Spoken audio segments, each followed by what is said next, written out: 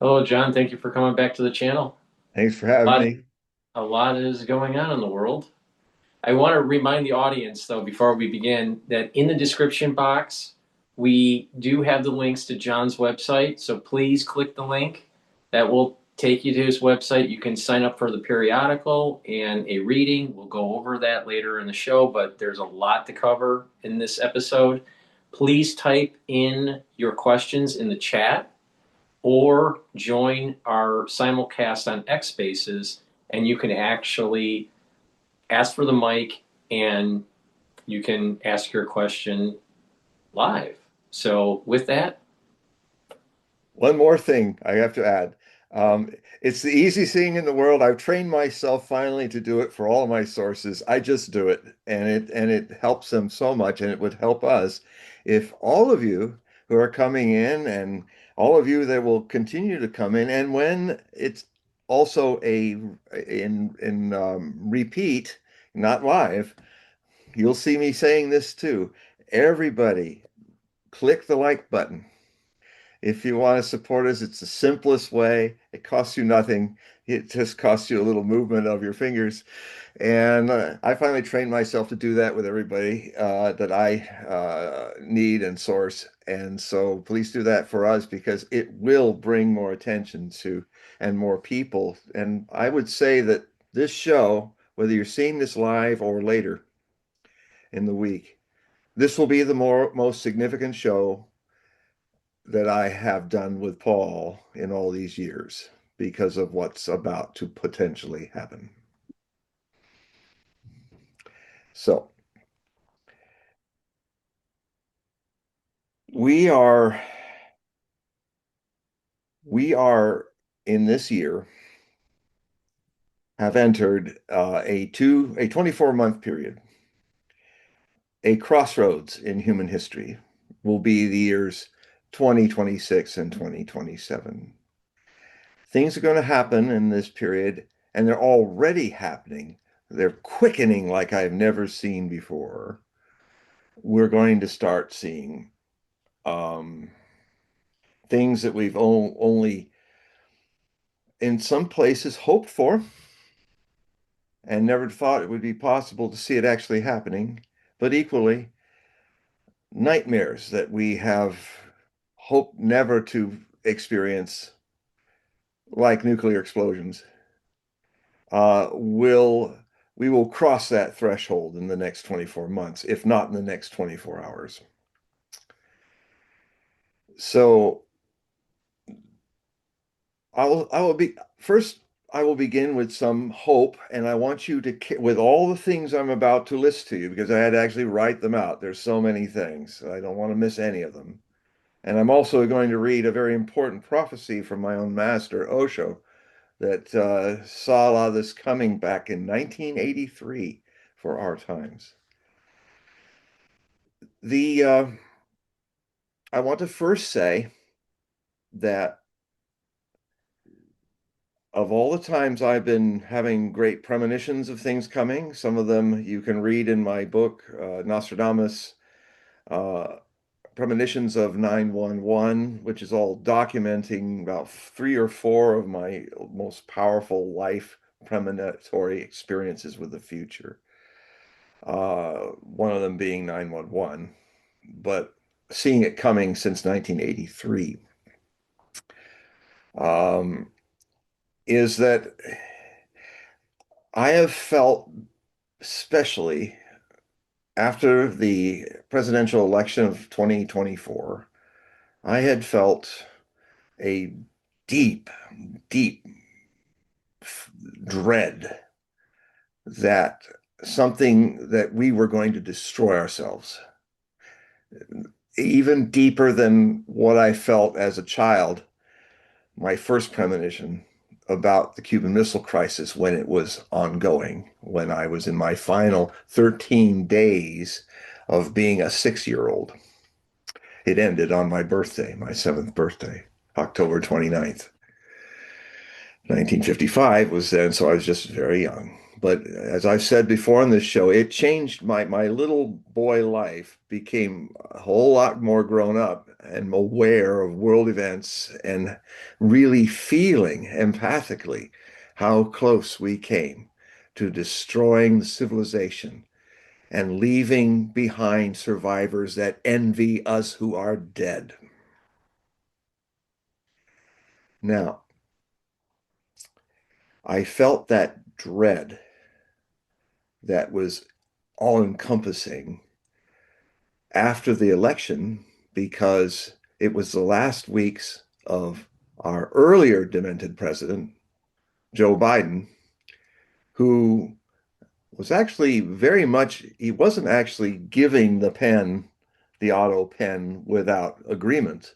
I found out that he was very much into not only not talking to the Russians during this proxy war he was fighting with NATO, using Ukraine as the punching bag, and provocateur of NATO's advance since 1990s, all the way up to the Russian border, which was a recipe for a third world war, which we've been in since 2022 February.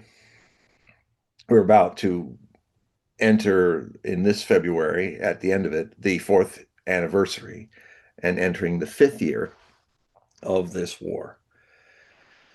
What had been happening is that America was starting to, every time the Russians show restraint, these idiots that we have in our leadership misread that as weakness. I'm here to tell you that if Russians acted like we have acted, we'd all have been dead a long time ago, and the few of us left would be envying the dead. So this very dangerous and stupid group of leaders in Europe and in America are basically have bought their own propaganda. They are they are seeing a Russia that does not exist, and they are seeing it as weak, which it is not, and it is winning this war in a large way. Now, the danger is that when the illusions that they hold on to don't bear fruit and reality breaks down the door, like a T-34 Soviet tank broke down the door of many a German home in 1945, and with the crash of that door and the grinding of the tracks, realize that Goebbels and Hitler and all the government of the Third Reich had been lying to them through propaganda about miracle weapons and how we will win the war in the end and all of that. And I see the same annals, the same idiotic repetition in the news of the West about this war. So those who read the Hogue Prophecy Report know that for years now, I have been predicting the danger of a Cuban Missile Crisis that is repeated in our times at exponentially more dangerous steps than the Cuban Missile Crisis ever had.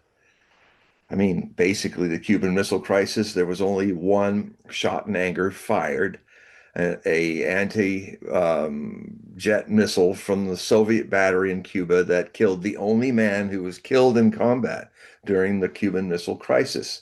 A certain major who was flying, U.S. major who was flying a U-2 spy plane to continue to take pictures for the targeting package for the U.S. overwhelming strike that was going to come probably on my birthday if to prepare, soften up Cuba for a U.S. invasion and occupation. And by the way, we didn't, even though the 13 Days movie is a wonderful fictional version, mythical version of the 13 Days of the Cuban Missile Crisis. But what it kind of insinuated in the movie, I have to correct, is that we didn't know until the end of the Cold War in officially actually in 1989 that um, and even Castro and even Khrushchev didn't know this, but the Soviet forces there had Frog nuclear tactical nukes that were commanded by battalion commanders in some weird break in the very centralized Soviet officerial control of command and control. For some reason, these battalion commanders could launch nukes at the American fleet as it was coming to deposit its invasion force on the beaches of Cuba. And that would have started, we wouldn't be talking about this now, and and if we were fighting a war now, it would be sticks and stones as our weapons. So I was feeling all this, and I didn't know what to do with because I was a child. First, I thought it was something to do with my own personal life. The ego always personalizes every premonition first. And then if you relax deeper into it, you realize it's not about you, it's something bigger. If you have this empathic thing overcome you, and you don't look for it, you don't seek it, you don't do anything about it, it just comes. And so I was feeling that this, what I called the Ukrainian missile crisis, which it has already done, has jumped loops beyond the dangers that we suffered in 1962 October. We've already have, and the Russians have already told President Biden after his election, when he started moving a whole set of new HIMARS launchers, US built launchers, crewed by CIA crews, military version of CIA, it has a military branch, probably decked out in Ukrainian uniforms, but CIA people. In fact, they could have been a lot of the CIA had literally stripped down and rebuilt the intelligence services of Ukraine. So they were probably also CIA Ukrainian agents that were also manning these as well as American overseers. They were going around firing ATACMS ballistic missiles at Russian targets. And finally, the stoic and patient and mature Russians made it clear to them, Putin made it clear, he said, are you aware that you are at war with us now, America? Are you aware that the only way these missiles and so many other missiles you fired into ostensibly as Ukrainians, quote unquote, into Russia have been, if the Ukrainians even they're firing them, he's only pushing the button, and the telemetry of U.S. satellites and U.S. People in Ramstein and even some bunkers, some of them have been dug up by Russian missiles, of U.S. brass officers, supporters are guiding because only the US can guide, and the British do similar things with the Storm Shadow missiles. These only can be targeted by the United States, or in the lesser sense, UK, United Kingdom. So the Russians were making a point very publicly that you're firing at us, not the Ukraine. You, Americans, are targeting us, two nuclear superpowers. They never would dare do that in the Cuban Missile Crisis. Khrushchev and Kennedy were never going to do that because they still believed in nuclear forces as deterrents from doing that. Because where do you go? Mutually assured destruction, i.e., MAD, MAD as its acronym. And people, when I was growing up, really felt that because the years back when people launched atomic weapons, which we are the only people that have done it, launched it on two Japanese cities, the last two standing. We had conventionally already defeated Japan, and they would have actually surrendered around the time that Berlin fell. They were already reaching out saying, we cry uncle, we're ready to end this war. Now that Germany's not here, we're alone fighting the world. We don't want to fight the world. We just have one request. We will unconditionally surrender on every point but this. Do not keep the emperor on his throne. That's it. If you can just say yes to that, we'll surrender now. Well, I think a rather nefarious desire amongst Truman and the president that's replaced the vice president replaced Franklin Delano Roosevelt. They wanted to try this new atomic weapon because they were already seeing the next war, the Cold War, and they wanted to make so they I think in some respects they just let this war go longer, kill a lot more Americans and Japanese and people because they wanted the bomb wasn't ready yet, and they wanted to make a demonstration. And so, because you wonder, well, the Japanese were defeated. Why do you hit them with an atomic bomb when they're really done and they're actually asking you, let's stop. We're ready. Unconditionally, except for the emperor, we're ready. And there mustn't have not been a problem with it because here's the thing that happened. When they were ready and they had the two bombs to test in the early August, on the 6th of August and the 9th, Hiroshima and Nagasaki, once they were tested, once Truman had, right after Hiroshima, at Potsdam in the post-war conferences in ruined Berlin, with Joseph Stalin, the generalissimo of the Soviet Union, the bomb went off and he came up to Uncle Joe and said, we just lit off a bomb that wipes out an entire city in a second. And it's a new super weapon, and we have it. Because he wanted to scare Stalin. He wanted to intimidate Stalin. And Stalin's puffing on his pipe and going, I mean, really? That's interesting. No, buzzkill, total buzzkill. Like, so what? Like you might have said, I just ate a new hamburger. Oh, that's nice. And Truman was really chest-fallen because he had built up this whole thing. He was going to scare Uncle Joe. Well, of course, Stalin had people on the Manhattan Project that were actually giving information about the atomic bombs. He probably knew more about Manhattan Project and Alamogordo than the poor new president did. So we are so beyond all of that now. We, when Biden was literally starting a Ukrainian missile crisis and it was coming to that red line, a line we never crossed in the Cuban Missile Crisis. Well, we crossed it, and the Russians said, "You've crossed it." Now, what they did, though, they didn't launch on us. They could have. They could have made a nuclear demonstration across Europe, taking out NATO bases, maybe take out Ramstein with all its generals, maybe take out Brussels, maybe NATO offices next to the EU.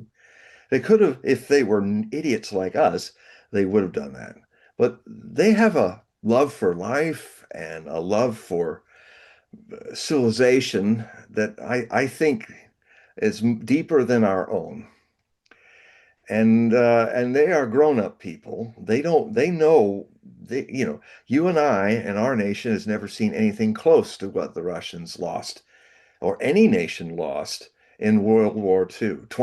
Imagine if you lost 27 million Americans in that war. You only lost 400,000.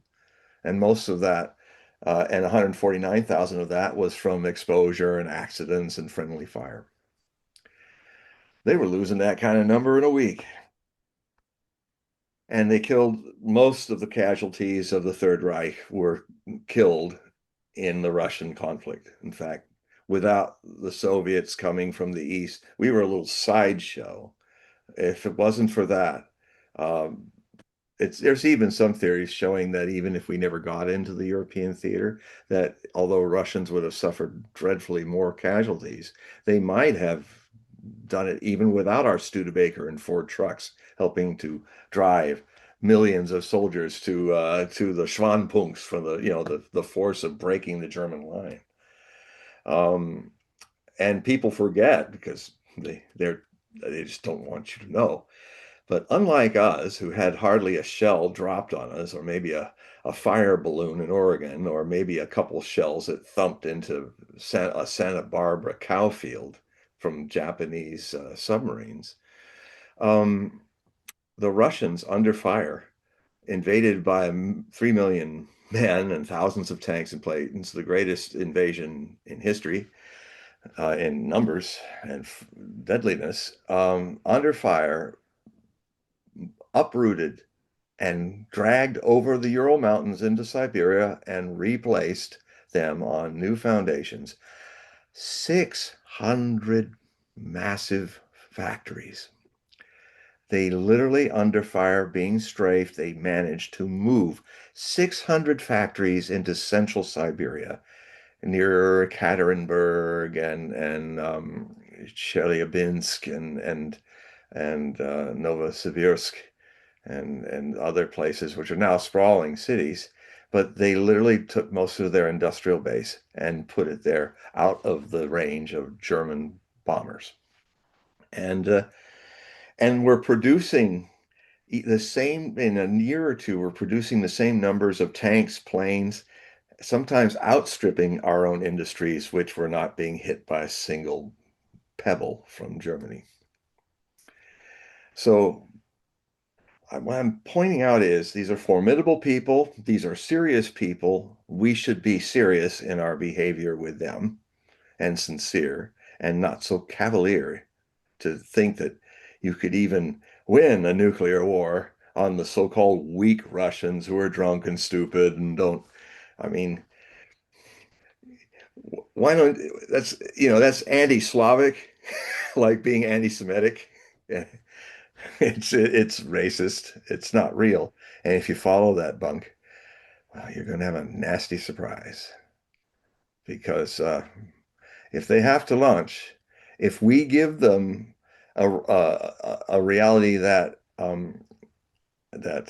if this world that they're in, and Putin has said it, if you're out to annihilate us, our nation, then we don't feel this world is worth living without us.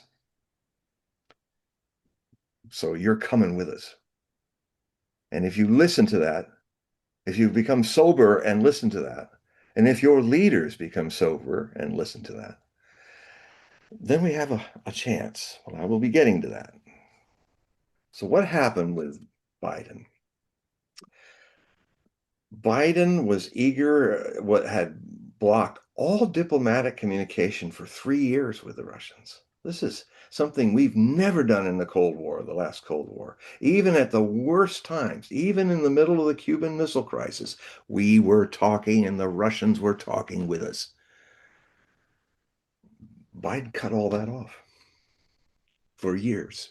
In the years of this war, in the years where such things like CIA men launching stuff that if it got to and hit the Kremlin or something might just start with a nuclear confrontation, and there's no connection to the United States because they've cut it off.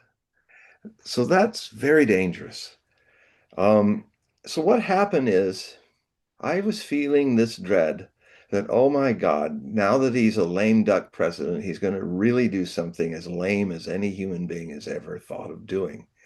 He's going to accidentally, on purpose, get into a Cuban missile crisis, a Ukrainian missile crisis that has already directly had U.S. Arms firing directly for years at the Russians. And they, in response, which they did a few days after the warning, the Russians who had been monitoring where all the HIMARS were and their crews, within 2 weeks, they destroyed every single HIMARS and all of its crews. They destroyed them. And then they said, you've seen what we did to your people. We can do it again.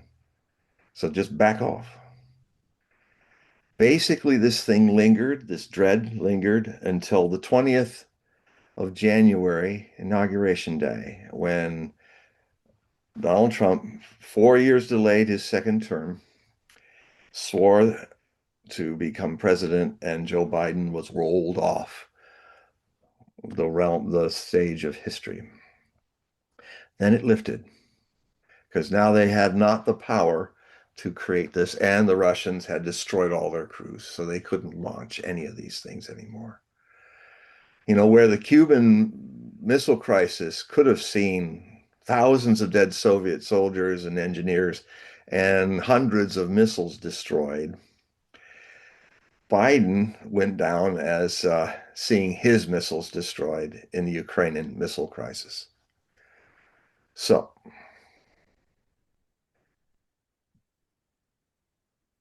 I'm going to pull up my notes, so forgive me if my glasses reflect them.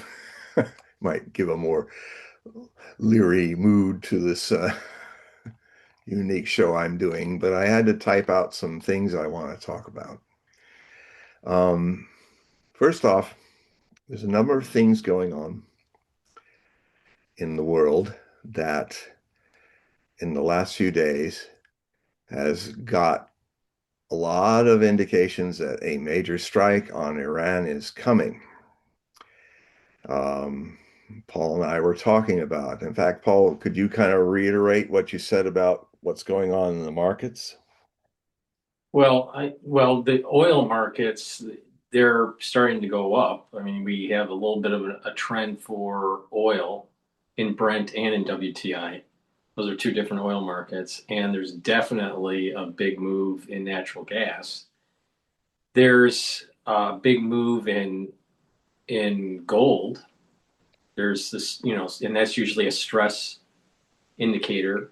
The Bank of Japan intervened, and the yen is strengthening. It was trading at about 159 to the dollar. So the dollar at that time was strengthening relative to the yen, but the BOJ intervened, and now it's been trading at about 154, 155. There seems to be potentially a coordination between the BOJ and the Federal Reserve. So they're trying to stabilize the currency markets. So there seems to be something going on.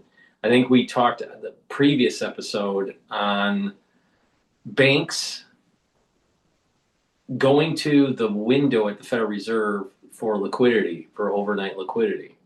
Uh, At the end of last year, at the very end of last year, and the very beginning of this year, it seemed to be correlated to what was going on with Venezuela. So there's definitely something going on with the banks. There's definitely something going on with the currency market. You're seeing stress being built up in the gold market and in the energy markets. So, just by looking at it from a market point of view, I would not be surprised that we have some sort of military operations very soon here, in conjunction with the strike group from Asia, the USS Lincoln Strike Group, in position. So it could be any day. and just interject that I haven't confirmed it yet, but I think everybody's forgotten that there's already another aircraft carrier in the Mediterranean. I'm not sure about that. I'll check.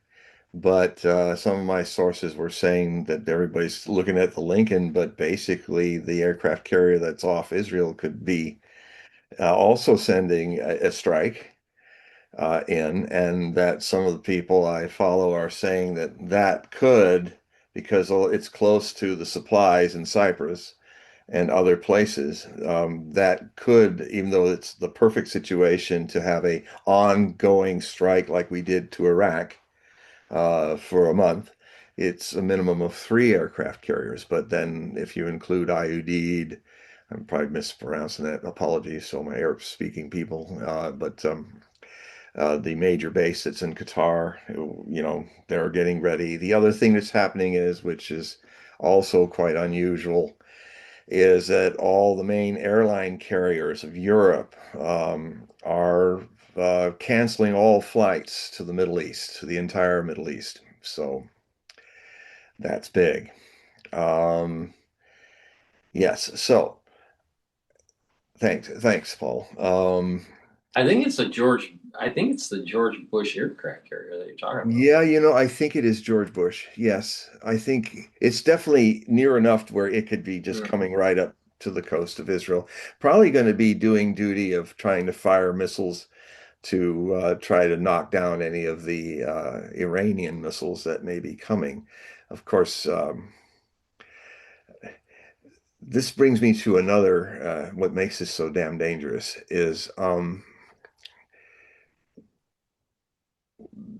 Trump, what I've got to understand is, I mean, Trump is under tremendous pressure from Israel because he's basically bought and sold by Miriam Adelson and our Congress, almost every member of it, bipartisanly, take huge amounts of money from AIPAC, which is basically a front for Israel, trying to convert America first to Israel first.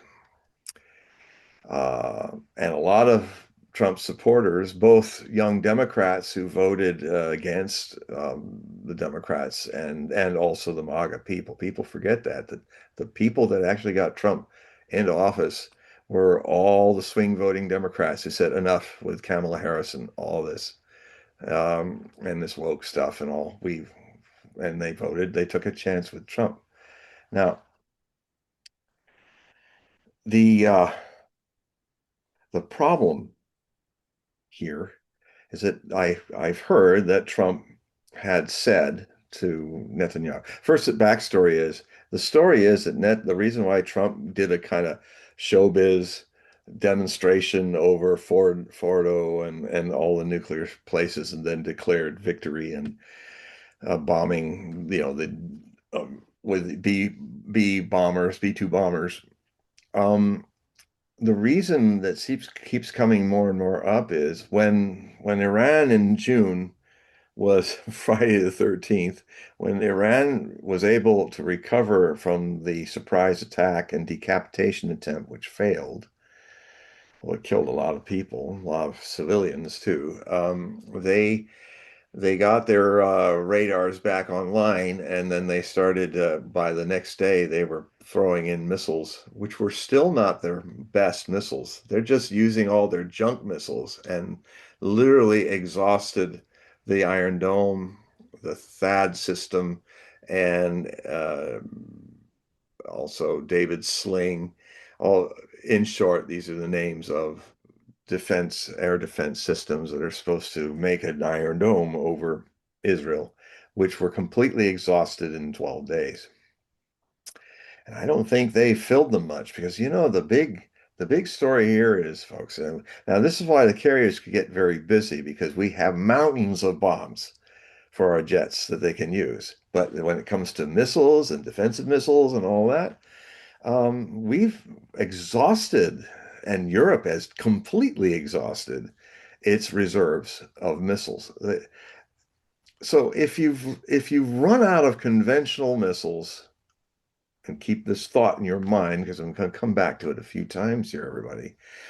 When you've run out of conventional options, what option do you have left? When your president says to Netanyahu, who back in June of called him up and said, if you don't come in and help us, we will launch nukes on Iran. So he came in. He's completely at the under the power of these people, this Zionist regime, which has murdered 1 million Palestinians and counting. Remember that number because you're going to find out that it's that much, if not more. Um, he said this time around, talking with Netanyahu when he came, he said, I want it clean and decisive. It has to be fast, clean, and decisive, this decapitation attempt or what you're going to try again. Now, certain things to think about here. This is not going to be a surprise. This time around, this Iran's just gone through their Pearl Harbor last year in June. And like we did, they woke up. The sleeping Iranian giant in the Middle East woke up, united, and now they've even survived a couple even more egregious fifth column attacks where these hooligans and people, a lot of Kurds and others who came in heavily armed by Mossad with 30 to 40,000 swift white radars to snuck into the country so that they could communicate and coordinate their acts of terror. I saw stuff. If you go on X and look at some of the stuff that happened, I mean, I saw these people, they were just on freeways in Iran just firing at anybody. And you could see this poor driver, he's not even looking at him, and suddenly there's three bullets in the window, and then he goes rolling off the freeway. And they were just, I watched them come in and just uh, run in and start destroying shops and beating people. And it was criminal. It was an invasion of terrorists. They burnt mosques, they burnt banks, they burnt businesses. Um, and then they'd run off, coordinated by SWIFT, to do something else. Well, the Iranians shut down their internet system, and with the help of the Russians, who know how to shut down SWIFT, they taught them how to do it. And the SWIFT went blacked out, and that was the end of this insurrection. Now you'll keep hearing the Westerns saying, "Oh, they're still doing more and more." No, no, it's been down for a couple of weeks now. And even though the Iranians promised not to execute the thousands of people that did this, well, we'll we'll see what if Trump is going to honor his side, because don't hit us with attack. We won't do this. Now it's clear that Trump's just lying again, and they're going to go in. I mean, Trump's a tool of the Zionists. He can't. He's not our president. He's the viceroy of the United States. He's the Zionist viceroy overseeing the United States of America with his viceroy Congress. Um, and that's reality. And it pains me because I'm half Jewish and have a lot of Jewish heritage, and I don't like this. But there it is. So decisive. You want to be decisive.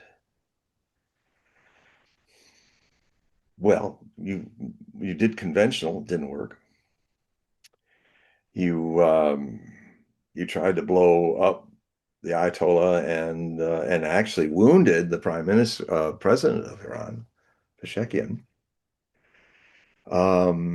Killed hundreds of scientists, killed a few hundred generals and officers, but they have a system where the gaps are plugged immediately.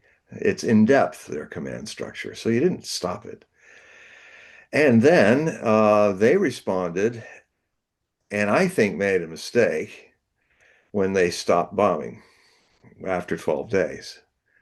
But I imagine they did it. It was a stop. That doesn't mean that because they've already been in this missile war with Israel. Israel's missile war against Iran started on April Fool's Day in I guess 2025. And this 12-day war they talk about, I call it the 12-day campaign in the bigger war that's been going on since April Fool's Day, 2025, as one of the campaigns of this Third World War. So the what options does either Iran or Trump have? You can't do anything that it didn't work before. This rinky-dink attack on Venezuela just to grab one guy, declare victory, lick your lips for another Nobel Peace Prize potential, and nothing has changed in Venezuela. The same government is there. The Maduro government is running. Nothing's changed, and it's just hanging there. So, I mean, if Trump is trying hard to be an international clown, he's doing a really good job of it. even Millet is not with his saw, one of his best buddies in Mexico, one of his tells, one of his plants, is not as big as clown as this guy is. But he's a doomsday clown. That's that's not that's a tall comic performance to exert a laugh out of rather than tears and terror. But anyway, he is. Uh, so I'm looking at the Israelis. I'm looking at Trump.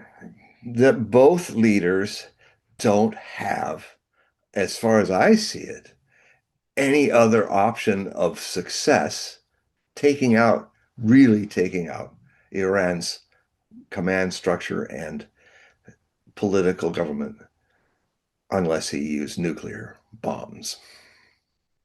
Now, Israel had a little earthquake in the Negev desert a week or two ago, and it kind of unusual place for earthquakes, although Israel's with the Rift Valley of the Dead Sea is definitely a high earthquake zone, so can't rule that out.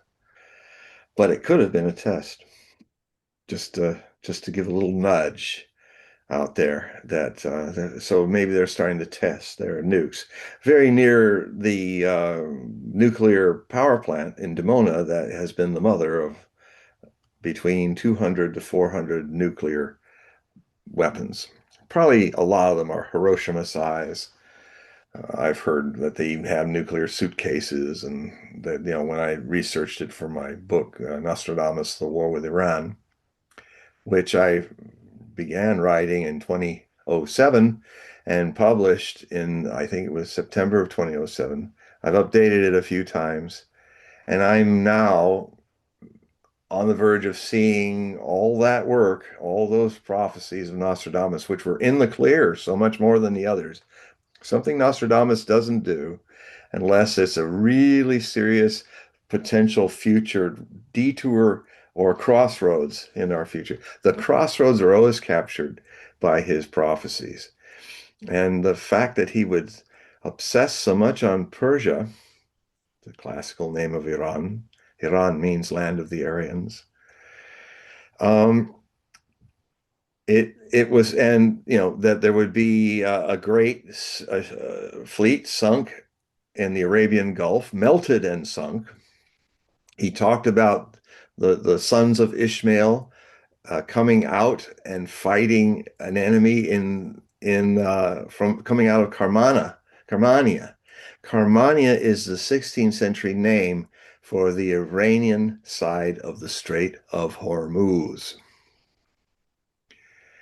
And sounds like they were like went out in their small boats and shut down the Strait of Hormuz, which would thus cut off 45% of all oil imports.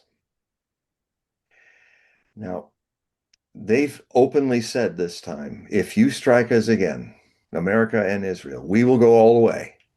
They've said we will hit and destroy all your bases. All those 50,000 men and women in uniform, Americans, are going to see missiles, cruise missiles, and other hypersonic missiles slamming into their bases across Iraq, across Kuwait, across Qatar, across Saudi Arabia, UAE.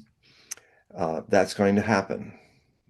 You so they're going to hit, the dome in Qatar and the big U.S. air base there. That dome was struck in the June attacks. There are only two domes, radar domes, one there and one in Kuwait. That if you strike those, you've blinded half the radars of the U.S. forces in the Middle East.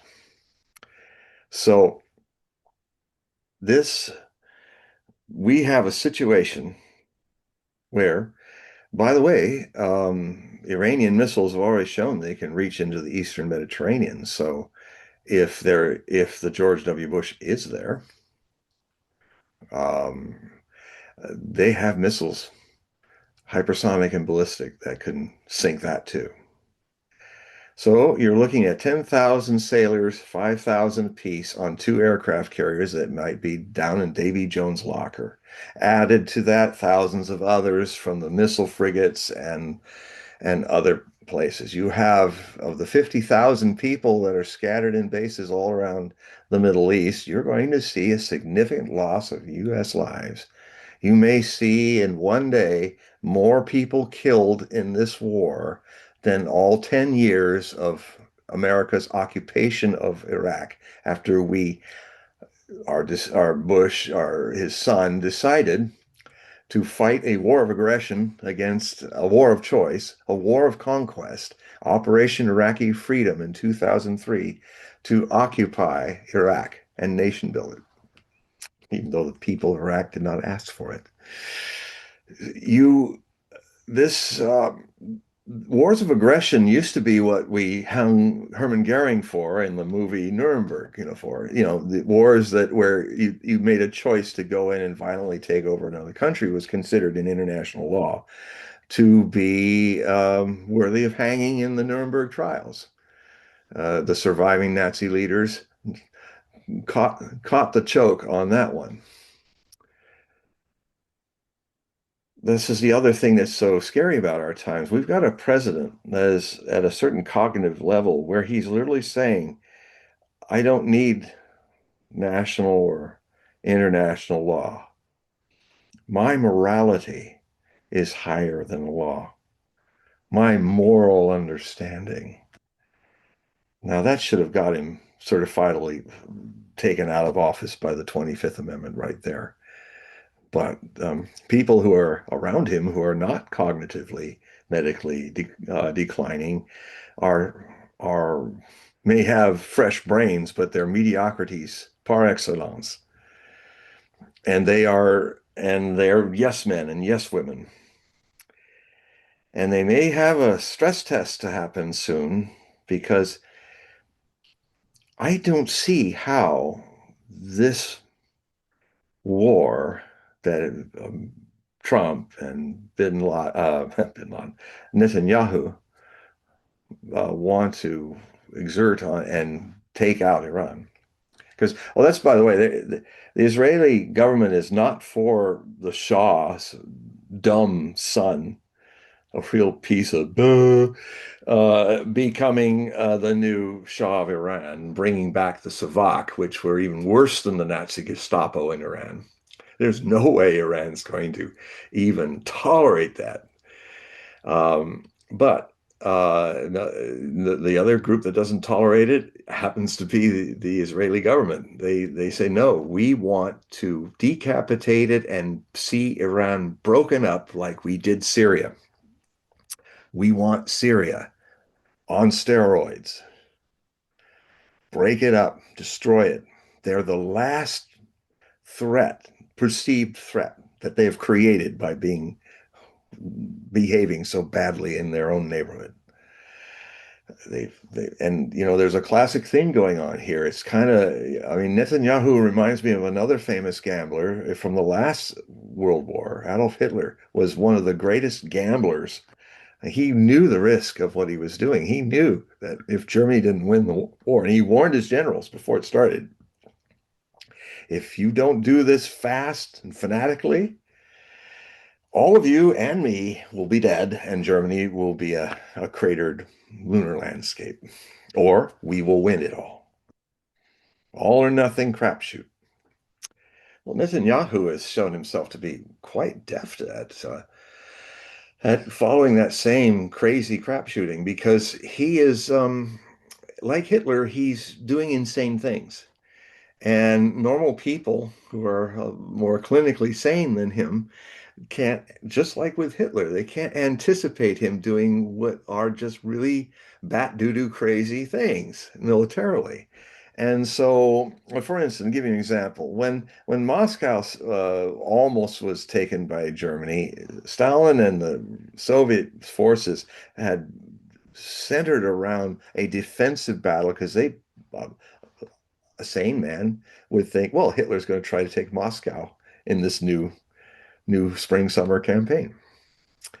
But he didn't. He went south to Stalingrad. And it totally threw the Russians didn't have anything down there. So stuff like that, What eventually happens with people who use their own madness as a form of genius is that people kind of, after a while, get to know what you're doing. And by the time 1943 was around, everybody was on to Hitler's game, and Hitler could not adapt. He was too stubbornly Taurus Aries cusp to change his strategies and stay ahead of them. So, so the Netanyahu has gotten away, even I would say even more than Hitler got away with. I mean, he's managed to. It's quite remarkable, actually. It's a formidable madman with a method. He has managed to get away with the greatest genocide since the Holocaust, creating a whole new Holocaust and getting away with it. Um, and he's really close to pretty much, give him another year and there won't be any Palestinians left there, except for bones. And, he's managed to come really close to isolating Hezbollah in Lebanon. He broke the connection that Iran had with Hezbollah as its proxy on the northern Israeli border. He's defeated that. Netanyahu has managed to take down Bashar al-Assad's regime in Syria and collapse it and even gain territory from it. I mean, I could see him in all these things being like Hitler, saying, "Well, I won this, I won that, I won this," and now his Soviet Union is Iran. I mean, Hitler had won all this stuff, and now the Big Apple, the biggest thing, the source of Judeo-Bolshevistic communism, which is what he saw them as part of the Jewish cabal to take over the world. It's all ridiculous, but he believed it, and now he was at the threshold, and so he talked himself into it. He said, all we have to do is kick the door down of the Soviet Union, the whole rotten edifice will fall down. He said that. Well, it looked like he was going to be right 8 months into Operation Barbarossa. But by the time the autumn came, and by the time his soldiers were freezing to death on the approaches of Moscow, and he had to fight now the greatest battle in history that few people talk about, the Battle of Moscow. He was starting to say, I fear I've lost the war, even years before it was clear that he had. And he even after that, he never wanted to look at snow. It always made him feel bad. When it was snowing in eastern Prussia at the Wolfschanze, his say stay indoors and grumble along. So Netanyahu is in the same devil's bargain. He has gotten away by being shifty, tricky, mad in his moves. And he's now at the same place Hitler is, the same final deadly temptation. What can go wrong? I have been winning. We've been fighting France in World War I, lost 3 million people on the Western Front, and I only lost 60,000 dead. And I did it in 6 weeks. We took Paris. So you can see how his head was getting enormous by his successes. He was a gambler. It was the crapshoot's working. I'm not coming up snake eyes. Not. And then Moscow happened. Big snake eyes. Okay, I'll try Stalingrad. I'm almost getting there with this. Lost the Sixth Army and a whole bunch of Allied Axis armies. And so, okay. Well, we'll just build up and we'll go after the cursed assailant in 1943. We'll build all these Panther tanks. We'll out tank them. We'll outdo him. And he only penetrated about 30, 40 miles on each pincer before he had to quit because the Allies in the West were invading Sicily and soon to invade Italy in 43. And that's when it all unraveled. It took a while, but that's when it started. Netanyahu is not going to have the luxury of a slow burn to Berlin. He's looking at Iran, and in a way, it's the way he set up his mad campaign. It's an all or nothing thing. If he doesn't win this, he's going to be in jail if he's lucky enough to still be standing and his nation still be standing. He's so the temptation for either launching nukes when it starts to all get blown up again, or start this thing with a nuclear strike on Iran, taking out Tehran, taking out Qom, taking out all the places and dropping nukes on some of the cave constructions around those areas where the government might hide. I don't see how Trump or Netanyahu can succeed in Iran unless they start, since Hiroshima and Nagasaki, an atomic surprise attack on Iran. And I'm not alone. And I hate it because a lot of my more sober sources, really good and accurate, I hate hearing them say the same thing because oh shit, if if Alexander Mercouris is saying it, if Daniel Davis is saying it, and some others, Scott Ritter and all these people, I'm going, oh man, we're in trouble now. So I I think it's possible, and because things are gathering, I hope I'm wrong, but uh, I think if Trump goes in and if they don't strike first with nukes, they think that that's going to, for some, they've talked themselves into thinking that that's going to end the missiles flying on Israel. It's ironic. One of the Trump's first outrages early um, in his administration was that he assassinated Qasem Soleimani, who was the general that defeated ISIS using Iranian and Iraqi forces that died by several tens of thousands to liberate most of Iraq and Syria from ISIS, who has now, by the way, been let loose. All the people, the new ISIS commander that's running Syria as its commander, Jolani, he freed tens of thousands of Syrian soldiers last week. So now they're out of prison. They're back in their uniforms. I wonder what they're going to do next. Maybe a war in Lebanon, maybe a complete destruction of Lebanon. Who knows? They'll have to get through um, Hezbollah. And the Israelis might have Hezbollah in a corner, but they don't dare go too deep into that because Hezbollah has been decimating their soldiers, and they're not a large population to have such things being done. So that's another factor. Limited conventional weapons, limited conventional weapons to stop this next avalanche of missiles. But the problem is, Qasem Soleimani was the man who devised the plan to scatter all the missile factories and missile silos and missile launch holes across a vast mountainous country, 4 times larger than Iraq. And we couldn't find the Scuds in that flat desert where there was nothing other than desert. And if anything was running around like a Scud, we would have seen it. Couldn't even find the Scuds in the Gulf War. Um, what do you think? I have flown over from the 80s and through till 2001. I have flown over the vast expanse of Persia, Iran.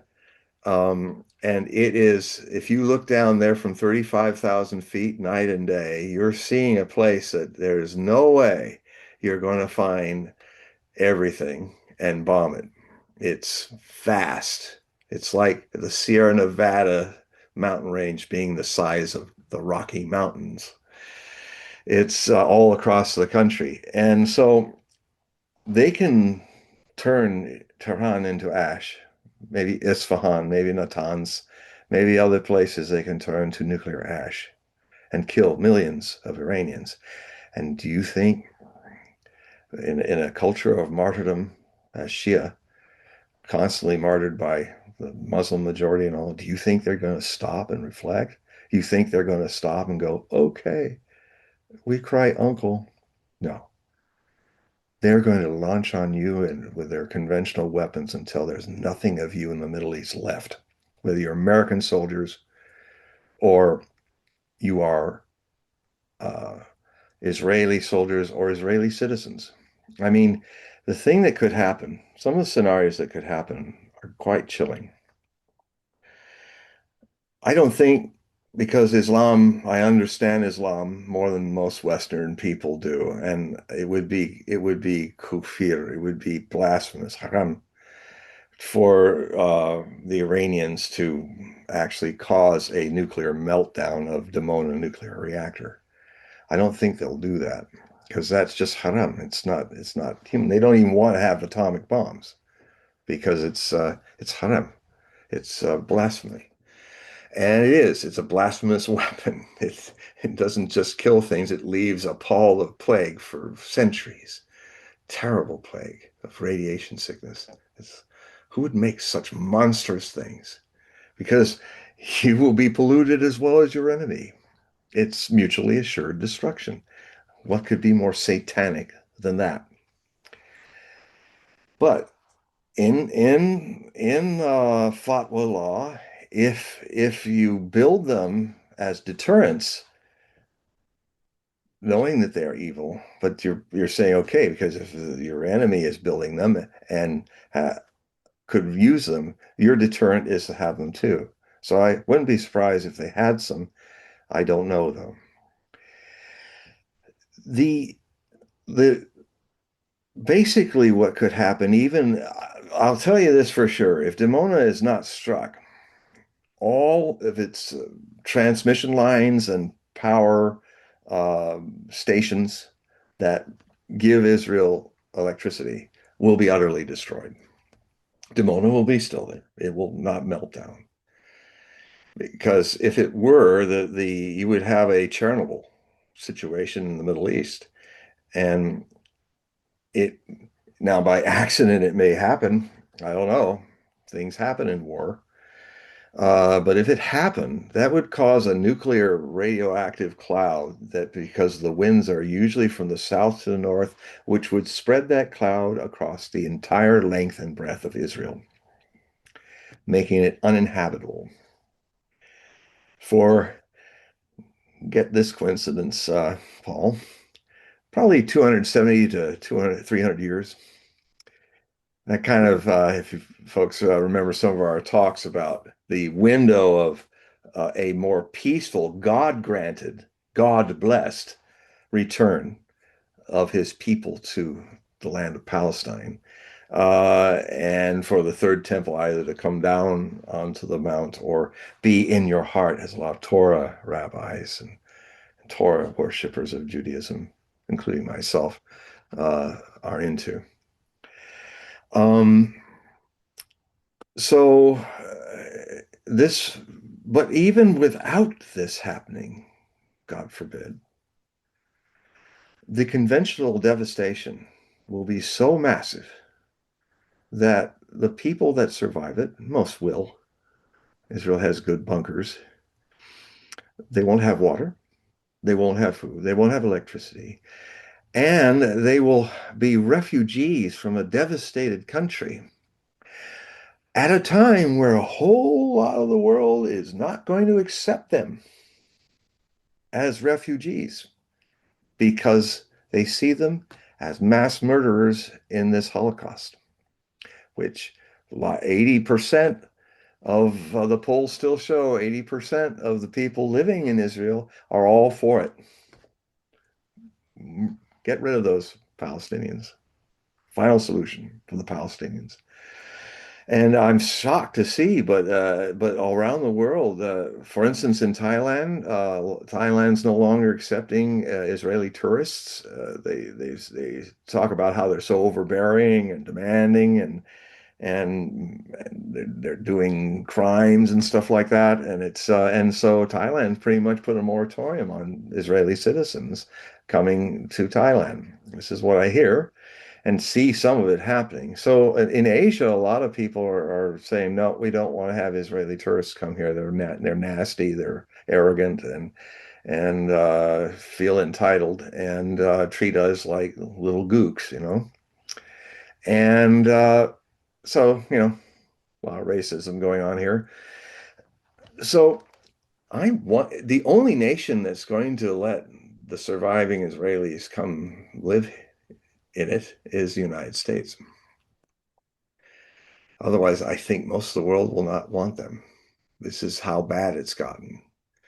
Uh, I I've been saying since I've looked at these, when the U.S. Embassy in Trump's administration was moved to Jerusalem, I did a chart on its birth when it was opened and did a composite chart on the Israeli Jewish state's birth chart.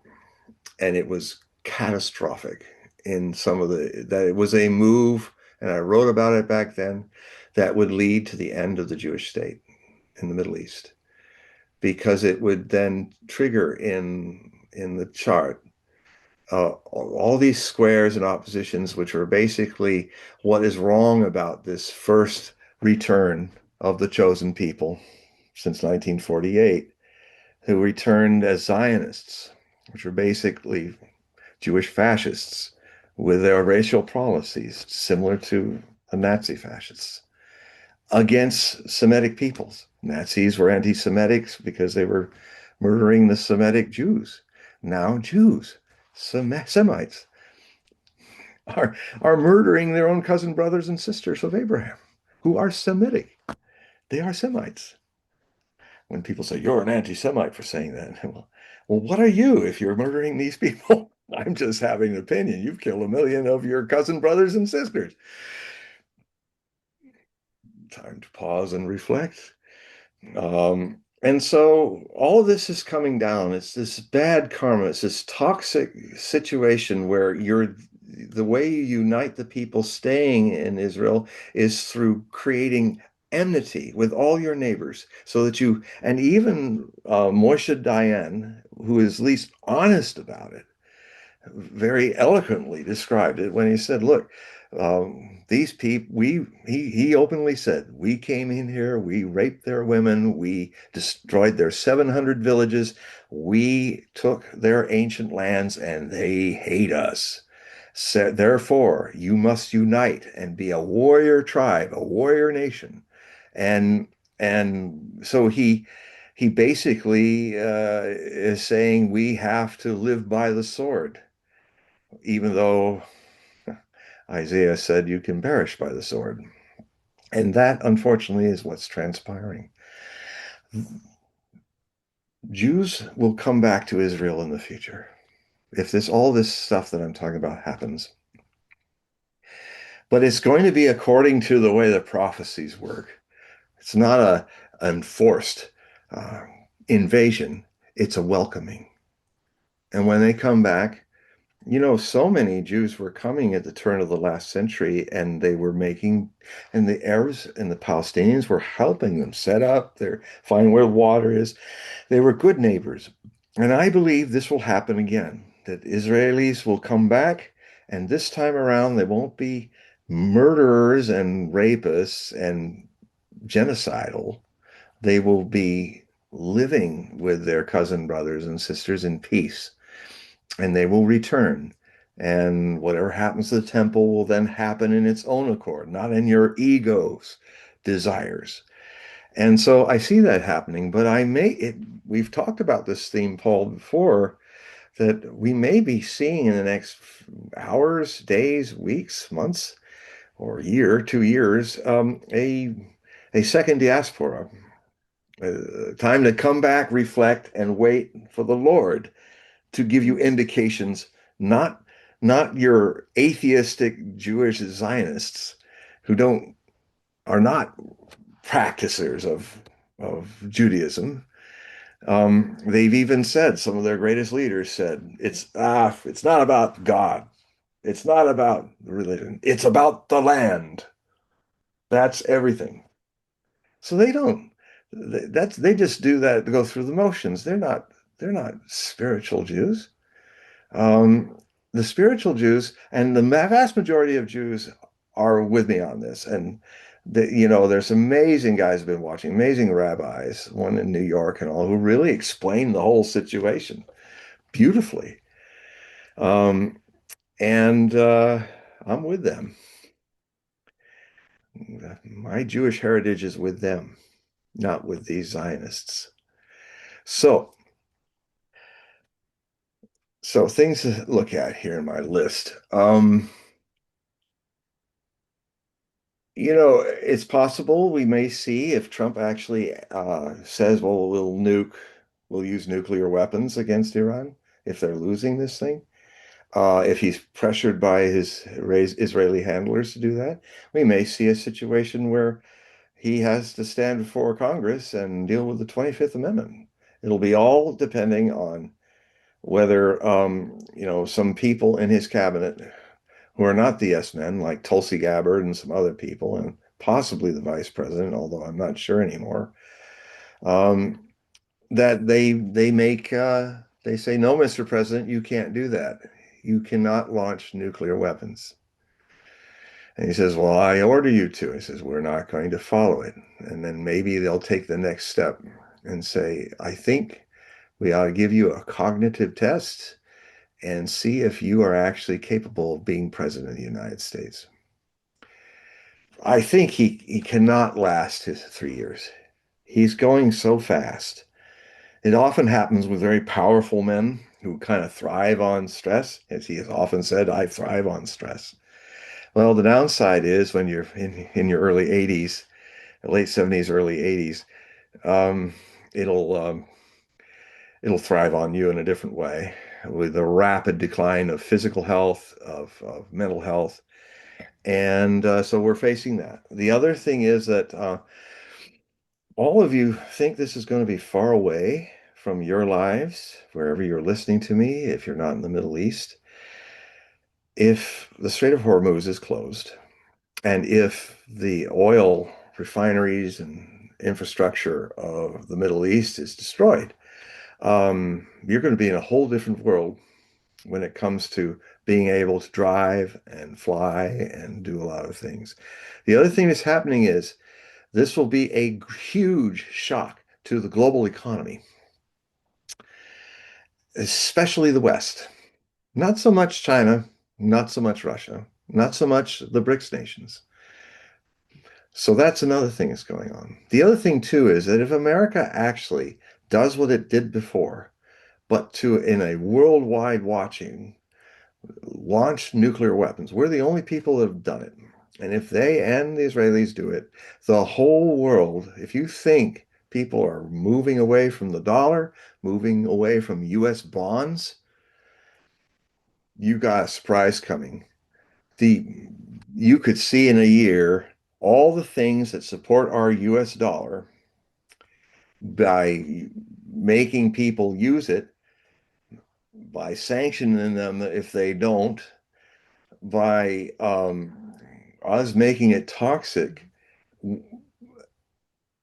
You're not hearing this information on CNN or Fox. You should expand out to some of my sources. If you're a member of my Hogue Prophecy Report, you'll have all the links, and then you'll have their links, and then you'll have their links. I use my work also as a doorway to a real set of newsmakers and news chroniclers. So I contend. Don't have an opinion for or against it. Try it out. See how much of what I'm saying is BS or not. So by becoming a member of the Hope Prophecy Report, a subscriber, then you'll know. I have all my sources, you'll know. And what's happening and what I've been reporting on is that there's nobody's running for U.S. U.S. What do they call them? The bonds or things of that because we're going to see that run out. What that means is that the United States economy in this year, probably by autumn, is not going to have the bonds, long-term bonds, basically depositing our excess debt on our customers because they won't be using the dollar. It's looking like my prediction is happening, that the yuan is going to become a kind of alternative, not a global currency. The Chinese are smart enough not to do that because there's a burden that comes with being the global currency. Well, they're going to do something that's kind of in between that. Uh, what's happening is Russians buy Chinese products with yuan, and there's a new system that BRICS is coming together, and this one will really be better than SWIFT, the one we use in the West, and it'll pretty much use yuan as a conduit.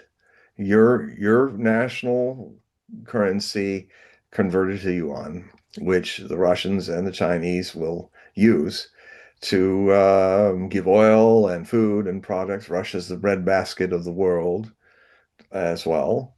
Um, and so, so I don't think the It's nations. interesting that you're bringing this up, John, Mhm. because today in Asia, there's actually a financial conference that's taking place.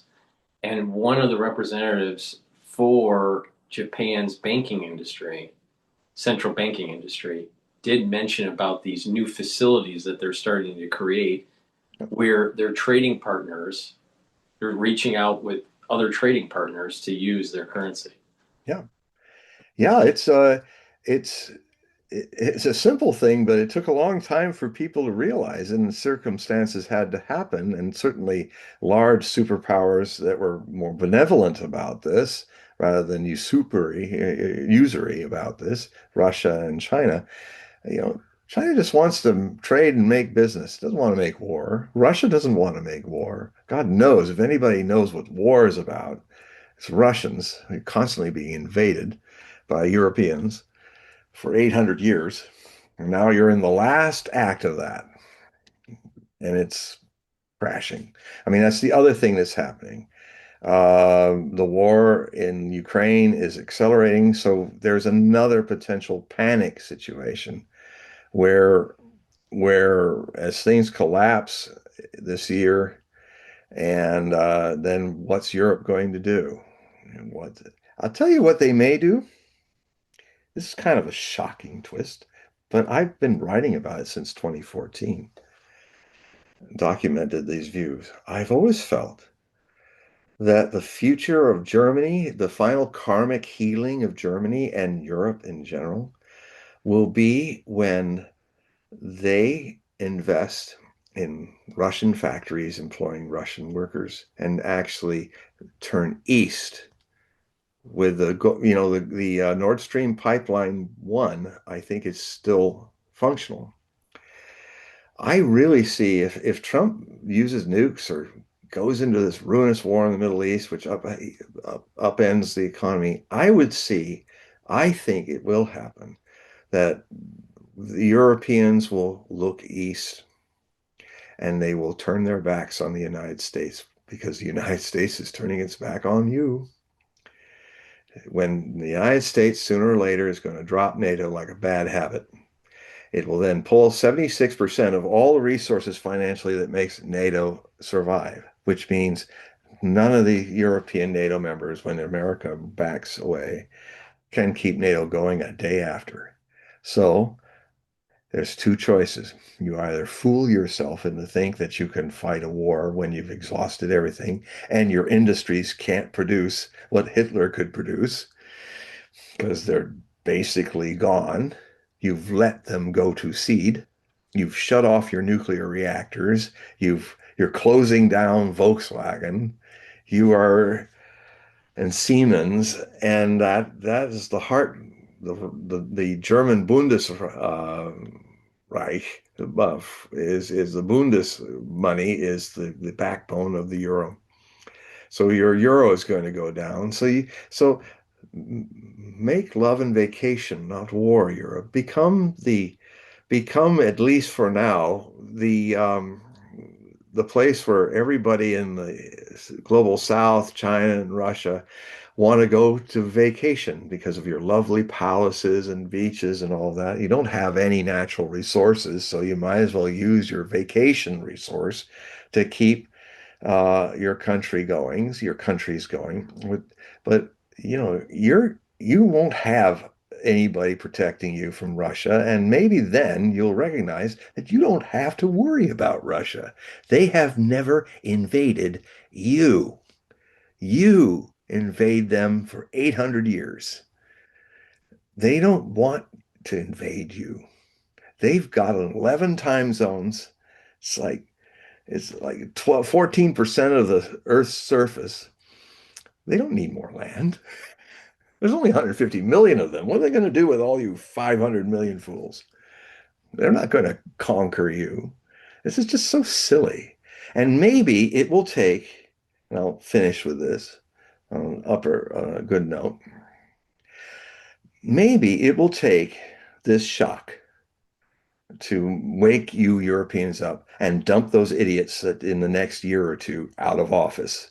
Close the EU because that is a technocratic dictatorship. Once you gave them the power, they rule over you like dictators. Shut it down. It's really ripe time, and the astrology is in favor of it, of a second French Revolution, which spread across all of Europe. It can be peaceful, but you gotta take these people out of power and wake up, start becoming mature again, stop lolling and let other people run your scene. I mean, Europe has become so weak. It's not a good, healthy thing when you had an overbearing parent like the United States, because in all these years, you've lost your spine, you've lost your individuality as nations. Grow a spine again. Wave bye-bye to the United States and NATO and the EU. Find different ways and turn east because your destiny is east. I've started saying that in 2014 before all this happened. And now it's clearer to me now than ever.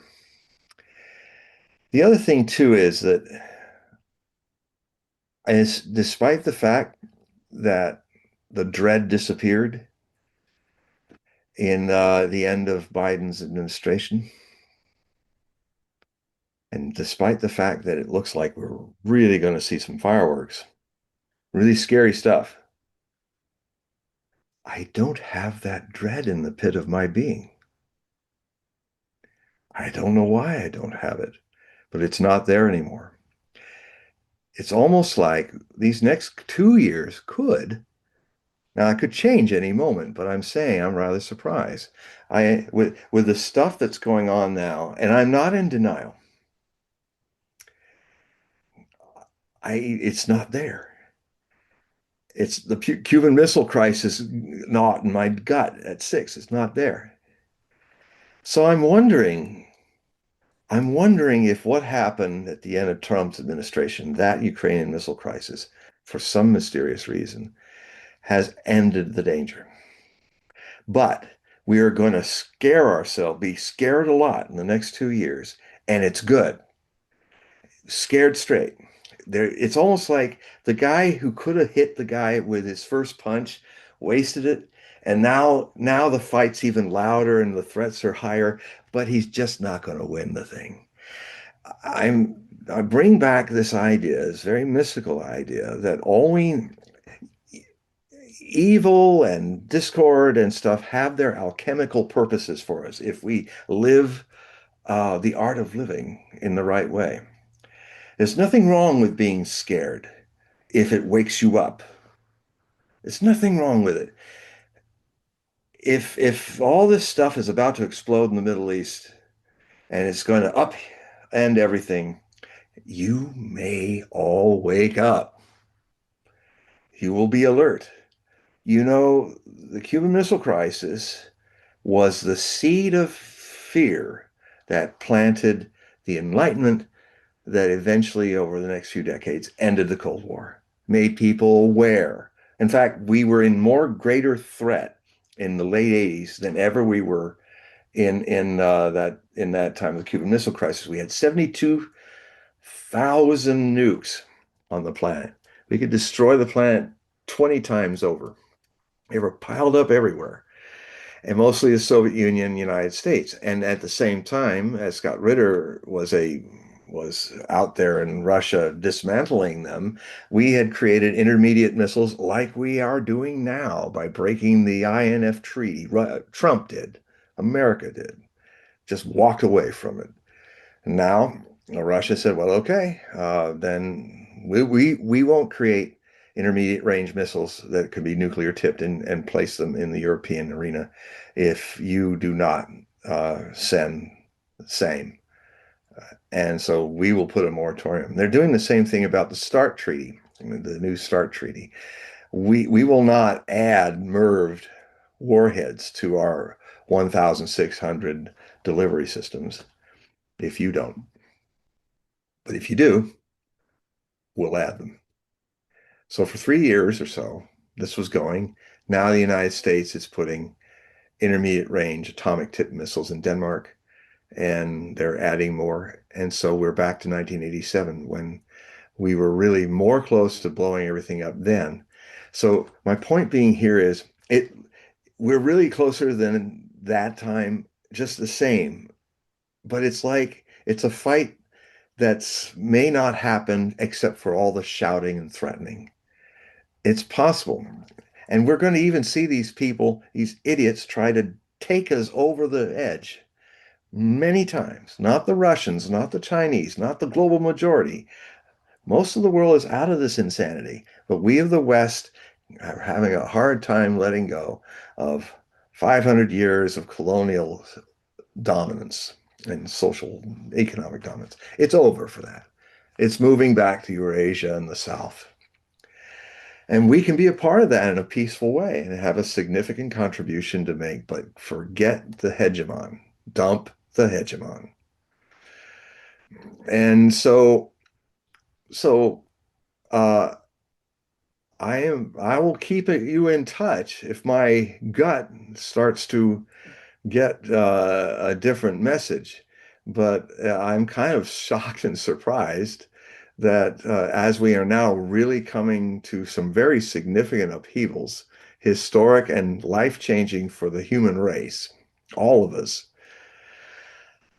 I would think that I would be on the floor with this gut thing driving me crazy, like I was before 9/11, like I was when I was 6 with the Cuban Missile Crisis. I'm definitely feeling the aggression and the threats. It's almost like some bullywimp who's making all the moves. This happened to me once as a kid. He's making all the moves. I'm going to get you. I'm going to beat you. And all I did was step forward one step, and he ran off like a chicken, like a chicken bird going. Bah, bah, bah. It's maybe it's over. Maybe we're going to see just a whole lot of. Well, I'm going to see some nukes. You're going to see some nukes that are dropped. I definitely feel that. And you know what? That could really be good because that could scare you, me, and our leaders straight. And then that changes things. And then this will be a much bigger scare than the Cuban Missile Crisis ever was. And it will be ongoing for 2 years. It'll infect our DNA. It will make us more alert. It will make us more suspicious of all these warmongers and hegemoners and people like that. So I'm strangely hopeful, even though we're about to see the doo-doo hit the fan in a major way any moment now in the Middle East. Now, we'll see what happens in the Middle East and see if that changes. And since I'm up on this show every 2 weeks, I will give you a gut check for the next 24 months. If we're still doing this that long, which I hope we are. So I'm going to end now with reading, and then we can do questions. I hope there's a lot of people waiting. But I want to read to you what my master said in March of 1983. It was just out of the blue because he wasn't publicly speaking for years. but he left this communique. I was on the Oregon Commune at that time. I was digging a post hole for a sign, and then I found out about this and then read it. And then I looked down that hole. And the next thing I did, I only had one book that I saved from my 2,500 book library when I dumped all that, sold it off to go live on the ranch. And I didn't understand why. I had this little dog-eared black book with a lot of black electrician's tape keeping it together. I still have it. After I heard about this and heard him say this, I went back to my pup tent on top of a mountain and I opened my locker and I took out that book. It was Erica Cheatham's book on Nostradamus's prophecies. It's the only book I saved. And there began my journey, my sadhana with prophecy and Nostradamus. This is the words that began it all in March of 1983. Osho says, man is now living in the most critical moment, and it is a crisis of immense dimensions. Either he will die or a new man will be reborn. It is going to be a death and resurrection. Unless human consciousness changes totally, man cannot survive. As he is right now, he is already outdated. During this period, there will be every kind of destruction on Earth, including natural catastrophes and man-manufactured auto-suicidal efforts. In other words, there will be floods which have never been known since the time of Noah, along with earthquakes, volcanic eruptions, and everything else that is possible through nature. The Earth cannot tolerate this type of mankind any longer. There will be wars, which are bound to end in nuclear explosions. Hence, no ordinary Noah's Ark is going to save humanity. The Holocaust is not going to be confined to certain places. It is going to be global. So no escape will be possible. You can only escape within. And that's what I teach. I do not teach worship of God or any other ritual, but only a scientific way of coming to your innermost core. And that's what I do with my readings. Often what happens in my readings, which is I do on Zoom, which is also linked on this Paul's website here in the show. My other work, which is not so well known, is to share these remarkable meditations of Osho, which are really tailored for the needs of a world that is mind amplified, too mind amplified. They're fun, they're playful, and they absolutely are capable of stirring a spiritual revolution inside you. And so my readings often come to my sadhana as a meditator.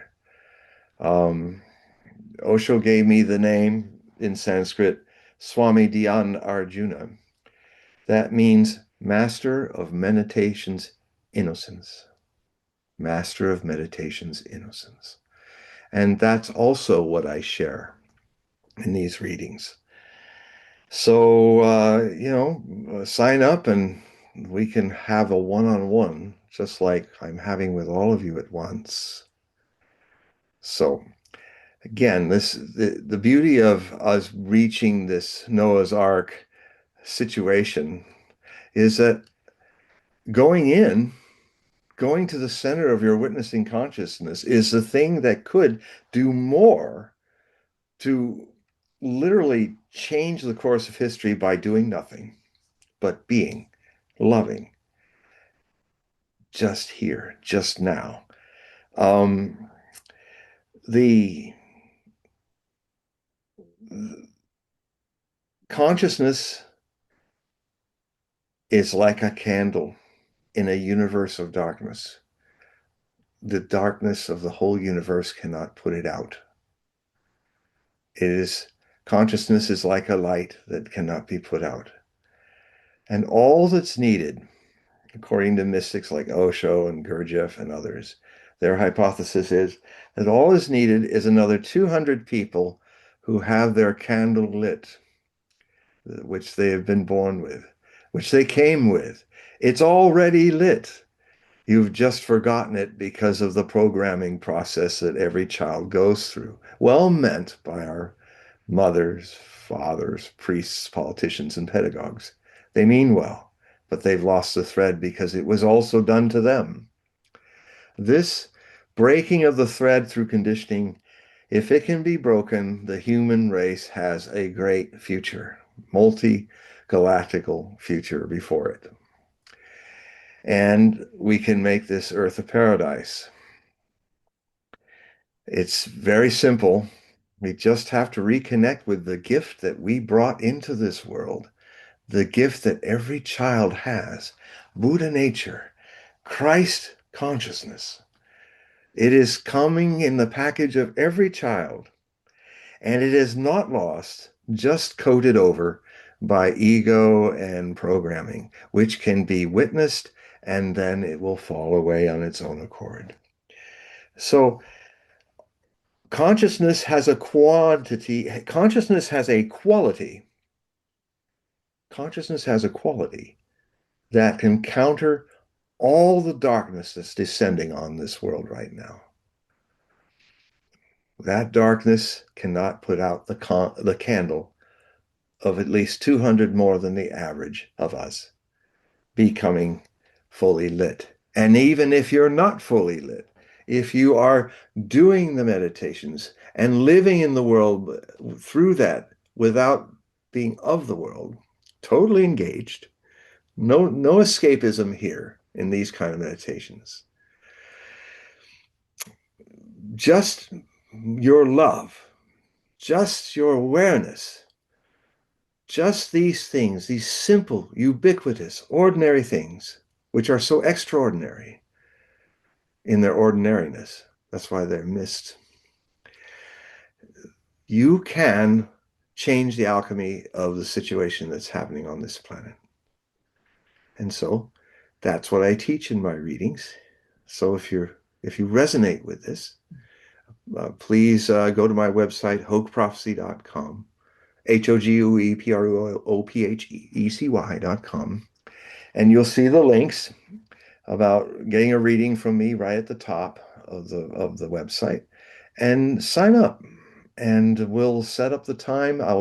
If you sign up, you'll put Hogue reading in the subject line. It's all you need to do. I'll find it in all the thousands of emails I get every day. And I will contact you and give you the available times and we'll set it up, tell you how to pay for it online and all of that.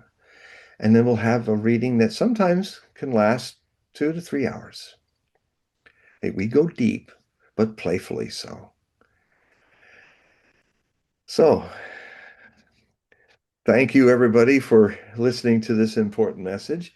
And now, is there anybody so thank you for patiently waiting if you've been waiting. Does anybody have a question or a We comment? have quite a few listeners that are from Canada today. Ah, right. So, Remember what I said last time about Alberta and all of that, and about that, well, yes. what? Yeah, maybe you want to repeat that because we did have a question about Alberta. There was a question earlier in the show here Well, about the question Alberta that, and their yeah, referendum. yes. Well, I when I said that, I didn't know they were having a referendum. I was like, and a day or two after, I went, oh my God, Alberta's really thinking about it because it just vibed it. I thought that's how it works in this. Um, I don't really do anything. I just allow. But anyway, yes, the question that had come up 2 weeks ago from Kent, who's also from Canada. Hello, Kent, if you're out there. He did a reading recently. Got a reading. Um, it came up about Greenland, and what also came up was the potential future of a breakup of the United States into more sovereign states rather than a national centered, the United States returning to our rather than is. It's a community of sovereign states. And then we got on to the subject with Kent's question about how would Canada break up? If would Canada break up?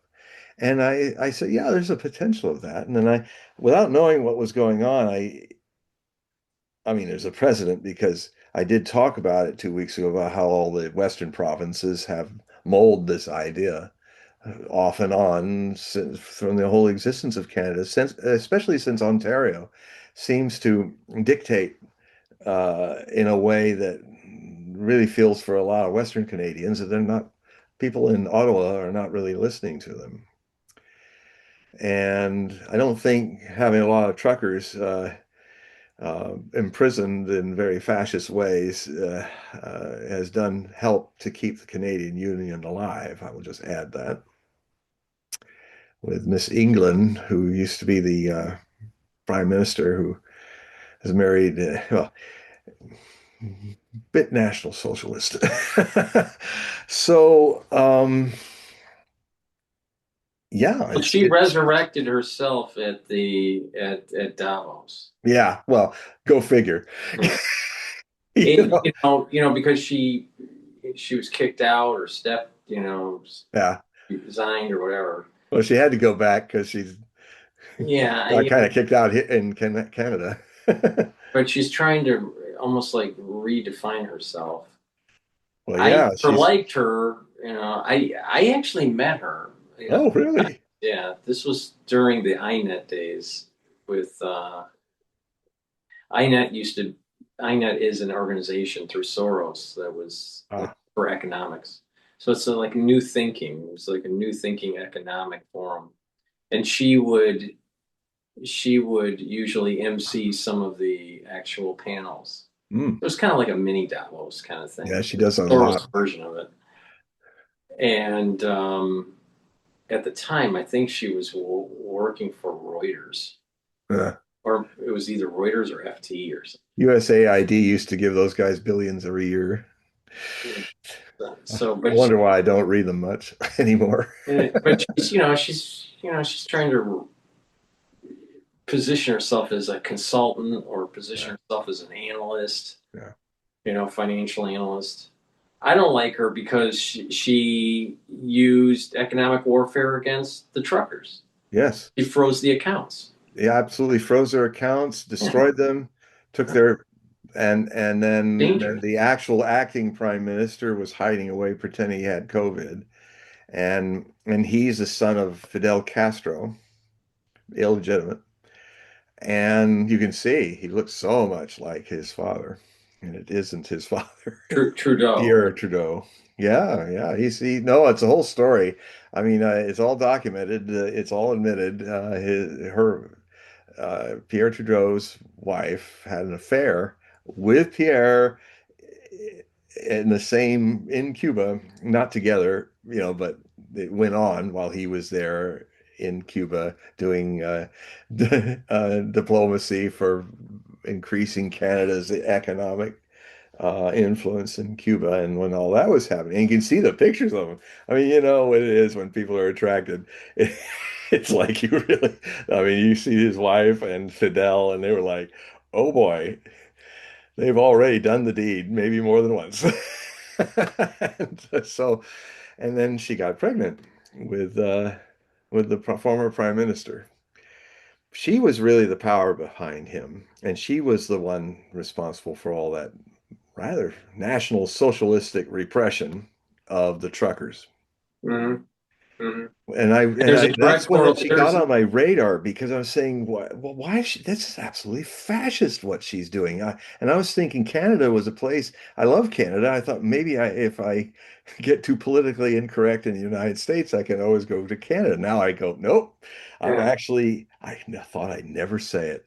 I'm actually safer here than there. Well, the thing And Europe too. I don't think I can go back to Europe with or Freeland England. or with Freeland, she heavily is connected with Soros. Heavily. Yeah, And, yeah, very much. he's connected to, this almost like destroy the world Yeah. Dr. depopulated. No kind of guy, Looks like we who's need fine. another Holocaust. She's dangerous. She's absolutely dangerous. Yeah, And she seemed to be she on didn't certain like us. substances when she was, We're just when, meat to her, you know. yeah. Well, and then, over at Davos, it was interesting with Carney, who's now the prime minister. But Carney, it's like he's he's aligning himself with China now with trade deals, which Pretty is bold obviously move. going to upset Trump. So there's going to be more tariff. I mean, just recently, Trump said that if you align yourself with China, Yeah. then we're going to slap on 100% tariff. He's You even know, starting to call him the governor of the 51st state again. So yeah. that's coming up again. And then you have you have the Supreme Court that's going to have their say on tariffs. So it's going to I hope cause they do their job. So, but let's just say that let's just say that the Supreme Court says the way that Trump is using tariffs right now is illegal. It Well, is. then the markets are going to go into free fall, Yep. and then Trump's administration is going to come up with some other means to slap tariffs. Will create more free Yeah. fall in unknown in the He's a market. president that does not follow the laws of the land or the United Nations, which we signed on to, which means the UN laws are our laws. And he's a lawless president. I mean, I've never seen it before. He literally is said, my morality is higher than the Constitution and the laws of the nation of the world. That's crazy. See, I always put when I look at leaders, especially in the United States, the litmus test that I use is if they were in the situation of George Washington, would they have given up the generalship, become a private citizen, Yeah. and run as the president of the United States, or would they have anointed themselves as a king? And I did vote for Trump 3 times. But the thing is that Trump has the personality Yep. that is antithetical to George Washington in many. Yeah. Yeah. And because of that, Trump would have anointed himself king. Well, I mean, he wants to be king of what I call BOP, his his an acronym for what the something of the Bureau of Peace or something like that, whatever he's calling it. Oh, the I mean, Board of Peace. The Board Board of Peace. I call it BOP. yeah, the Board of Peace. BOP. And I it's and he's you can stay in the club if you give me $1 billion.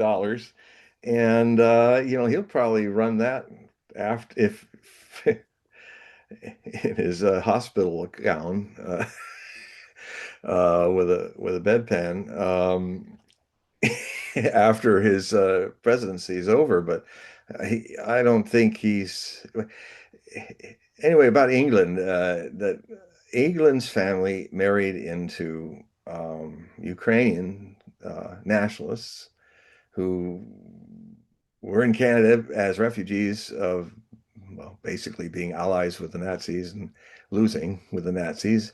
Thousands of them were in the Galicia division, which was the completely Ukrainian SS Grenadier Panzer Division. I mean, they were the fastest, most fanatic non-German allies the Germans ever had. They even got the whole division with all the equipment, everything. And the survivors of that group ended up surrendering in Italy so they wouldn't be caught by Stalin.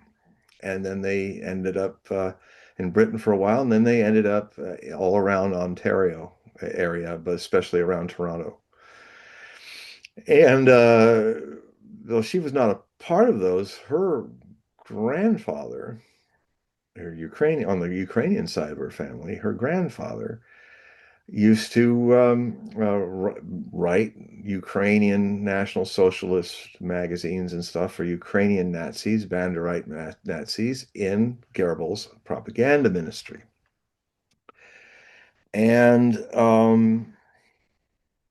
was told about before when I started actually exposing the Nazi problem that Ukraine had way back in 2014, when not a lot of people knew about it, and how the American Obama administration actually funded and oversaw the coup that took the democratically elected Yanukovych out of office and put the who's who of Ukrainian Nazism in power.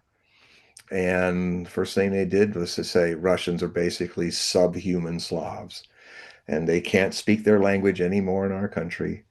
And basically they wanted them flush them out and take all their mines and because all the real industry in Ukraine is in Donbass, and they were mostly run by Russian-speaking Ukrainians who were fine being Ukrainians when it happened in 1991.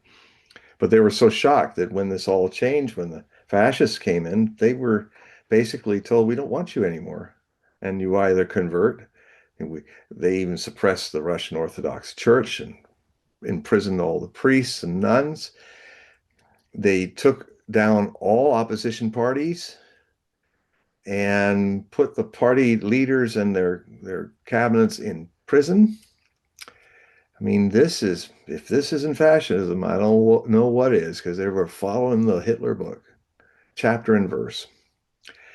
Bergen-Belsen was the first concentration camp and mostly had people who were speaking out, journalists, democratic Germans, all were thrown in that and conditioned to be frightened and, well, if they didn't get killed. So anyway, um, you know, I went, okay. I've heard that Janet Eaglin used to go to Ukrainian national kind of Boy Scout, Girl Scout, like Hitler Youth, and that she would sometimes dress up in the Ukrainian outfit and do the Roman salute, as it's actually called, so that YouTube doesn't get excited. It's and so she was like a Hitler Jugend of the Banderite fascists outside of Toronto for a time when she was growing up. So, you know, there was that huge mistake that happened during her run with the prime minister, where they had Zelensky from Ukraine present there, and they said, and suddenly the Speaker of the Parliament in Ottawa is saying, "We actually have a Ukrainian World War veteran who fought. He fought in the World War II, and he fought against the Russians." And everybody goes, "Oh, oh."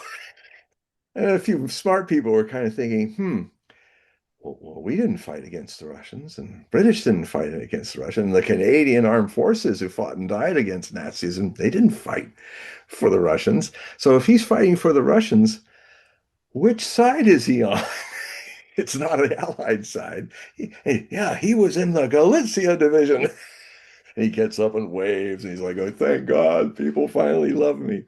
And the man actually was a war criminal, murdering a lot of civilians and stuff like that. Galicia division didn't do a lot of fighting. They did a lot of massacring of civilians, Czechs, Slovaks, Jews, um, until they had the bad luck to run into a Soviet tank army, and the Galicia division was reduced from 13,000 to 2,000, and got destroyed. Um, but yeah, so it was a big scandal. But the thing that's so odd about it is it's happened twice. This guy has gotten up and done that. Many years ago, he did it again, and it happened. When you are some special guest and you're going to stand up and say something in public with the world watching and your leaders watching and a foreign leader watching, in Canada as much as here in the United States, you get reviewed, you get interrogated, you get to find out who this guy really is. So they knew exactly what they had there up in that balcony being thanked. They had a war criminal that the Canadians protected because his most of his war crimes were against Eastern Europeans and Russians. in the Cold War days. So they knew. They did it twice. So that's when I realized that Canada has also to work on its Nazi problem. Hmm. But we have our problems down here. I'm not judging Canada for it. I mean, God knows we've got our problems with fascists and people here too. So we can work together. Well, I mean, I was from Detroit, but Ah, when I think of Canada, I'm always thinking of maple syrup, hockey, you know, cold weather. But as I get older, Molson's beer. yeah, beer too. But the thing is that as I get older and I'm more cognizant of geopolitics and international affairs. Um, there's definitely a strange feeling that is coming out of Davos this year, Mm, and that is that this whole new world order is almost getting smashed up. yeah. So the The question is, BRICS is what smashing. exactly does it mean? you Well, know? the BRICS is doing it. The BRICS is the new world order. These people are a bunch of globalists who think they can do a one government rule and dictate over the human race. They're just trying another variation of Gross Deutschland. It's Gross Erdeland. If we use the ancient goddess of the earth, Erda, it's Gross Erdeland. And Mm. yes, and I used to think that globalism had something to share with the world, but now I'm thinking that the way the world will become a global society is not going to be through globalists and Davos and these dictator types.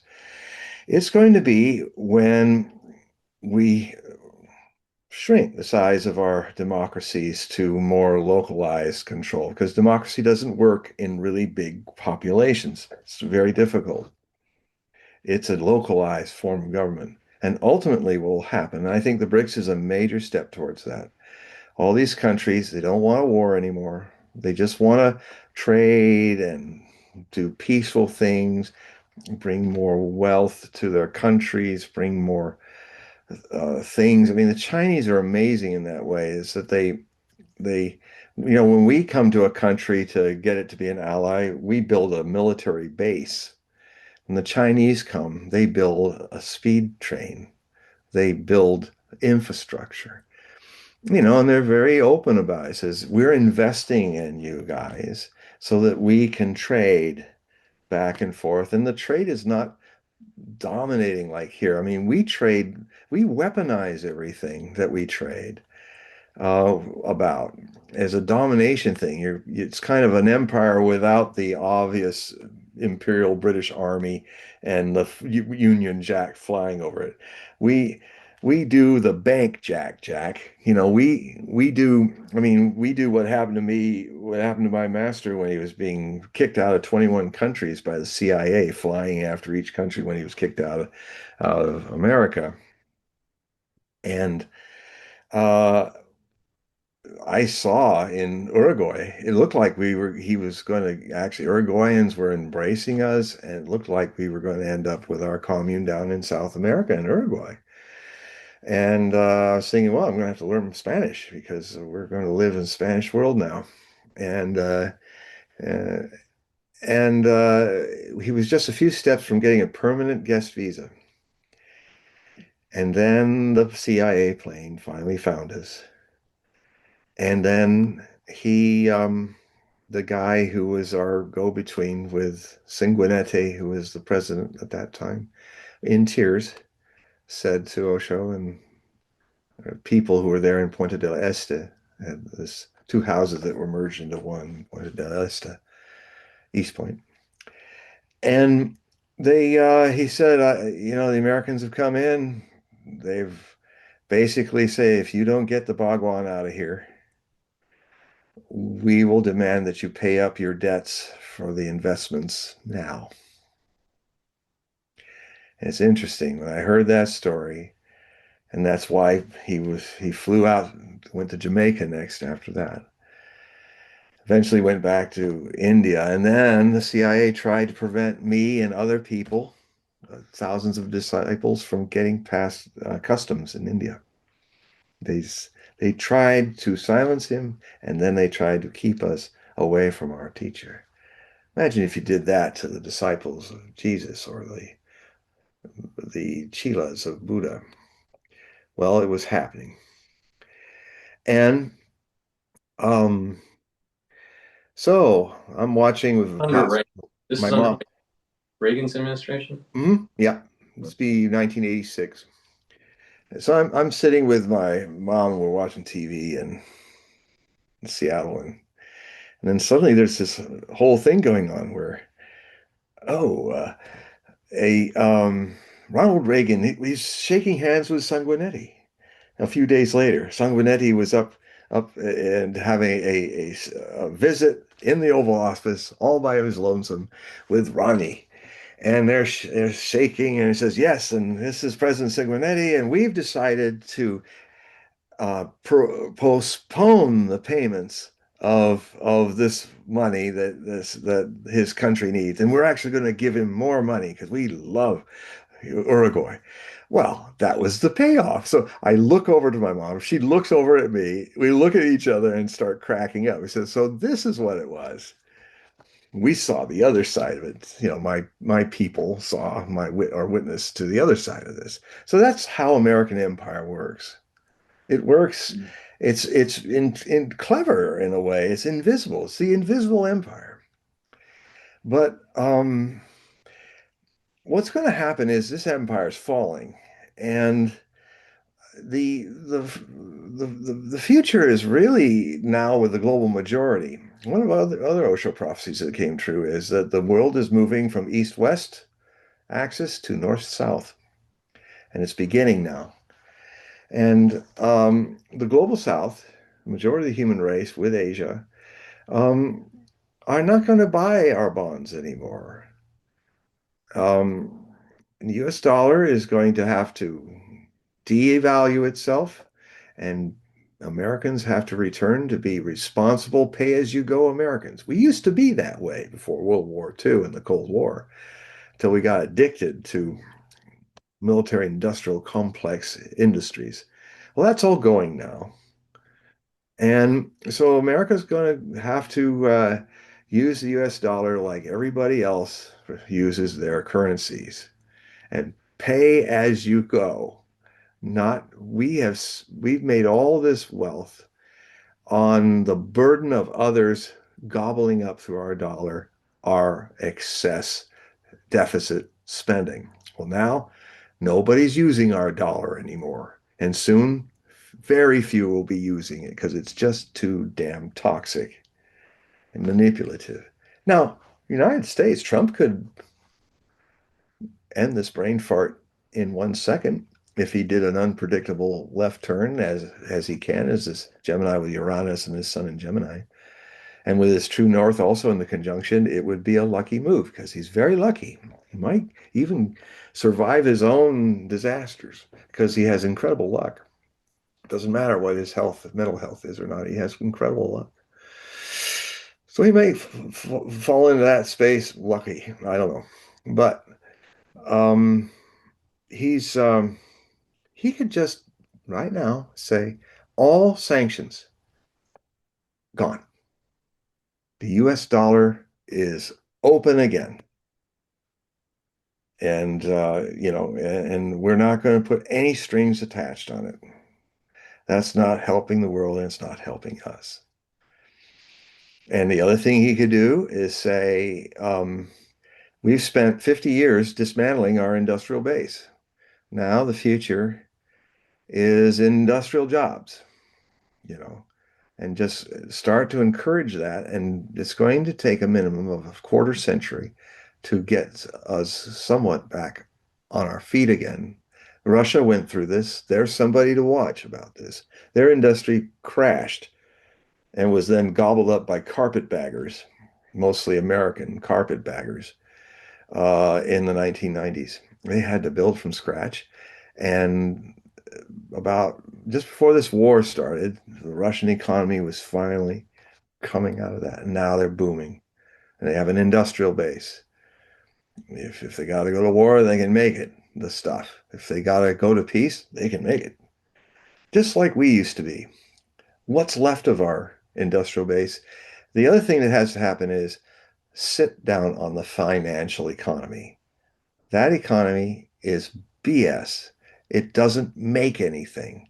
It doesn't give us things that last, that our children can have and their children's children. It's just a handful of rich speculators in a casino making, not making anything, but just profiting off this. Now, the other thing that could happen too, Robert Barnes, I'm going to write some things about what I heard Robert Barnes said. A great source of mine, comes on the Duran a lot. He's also a good insider, objective insider about what's going on in the cabinet. He's got connections and friendships with a lot of those people. He's a close friend of the vice president. And and so um, I never thought of this, but we could literally, this whole idea that the 10% that has the money are going to keep the economy going up. It's just like what's going on in Las Vegas. They believe the high rollers, they've got this brain fart in their head that if we just uh, serve the high rollers and stop giving the free dinners and lower prices for shows and stuff to working class people that used to be your mainstay, your one-armed bandit guys. No, we're only going to deal with high rollers, and that's how we'll finance all this and make even more money, and we won't have to work so hard. And, well, it's Las Vegas is becoming a ghost town. It's destroying Las Vegas. And in the same stupid way, this idea that the 10% that have most of the wealth on this, how many yachts can a handful of trillionaires buy to keep this economy afloat? But you know what you can do, and what Robert Barnes said, is you could actually the way the money flows goes, you could actually end property taxes and you could actually uh, give a lot of working people could have next to no taxes to pay and still deal with the higher echelons and stuff, making lots of money. Okay, Wall Street, you want to make the money, we're going to take 30%. And then that volume of money, the vast majority of American people will keep the money they earn. And what do people do when they keep the money they earn and their nest egg grows and all? They buy things. The thing that made this country great economically was that the whole population was buying, was customers were, and that made more businesses, and then that made more businesses for businesses, and so it goes. So a tax jubilee where you don't even have to pay taxes at a certain level of your income, you can keep whatever you earn. And still, there's other ways. So I'm going to study what he's saying deeper so that I can talk about those other ways. There's still other ways that um, you can pay the taxes and pay the bills. You don't have to. Frankly, he said that technically what the Joe Schmo and Mrs. Joe Schmo America are getting are giving to the government. It's not that much. It would not be missed. And it would be so much better. The burden of debts and inflation and stuff would go down. People would have more currency to pour into the real economy, not the BS economy, which is trapping all the money, going nowhere fast, or sitting there, not being invested. I mean, if these Wall Street people would invest in real factories, real jobs, then that would help us too. I would give them incentives to do that, or give them punishments if they don't. Well, if you don't do that, we're going to take a lot of your funny money. But if you Well, put I your mean, Trump kind of brought this up with the defense industry. He hmm, was basically saying you're going too slow. We need to ramp up our manufacturing, and what the executives are doing is they're buying back stock, yeah, using the cash flow, buying back stock, having stock options for the Yeah. executives, Yeah. and paying higher dividends instead of The investing in more equipment and well, and land. what this war has shown in Ukraine is here what we're going to go up to another $500 billion and have and the same Trump saying $1.5 trillion to build a new American army and all that. You could reduce this down to 300 million, but get all the graft out, all the stock options, all that stuff, because all these rich guys are doing with the military industrial complex is taking the lion's share of that money, and they might as well be politicians in Ukraine. They are grabbing it, they are making themselves rich off of it. And if you look at the kind of hardware that really got a test in this Ukrainian war, and soon, maybe minutes from now or days, you're going to see how defunct the Navy is, how those rust buckets are ready to go down without a missile. You're going to see to what extent we have nothing but a graph, mortally wounded military base. It can't produce because none of that money's gone in there. So the first thing I would do is sit all those billionaires down and said, because they're the oligarchs that are as evil as the oligarchs that were running Russia and we were helping them. And it was Vladimir Putin that over 20 years got rid of them all. He said, you can still keep your money, but stay out of politics. Mm. Stay out of the people's business. And the ones that didn't, he put them in jail and exiled them out, or they got out. And then a lot of them are moping in Britain. So those oligarchs are a bunch of thieves. And we've got a bunch of thieves in billionaire mansions circling the entire District of Columbia. Those people should be put on notice.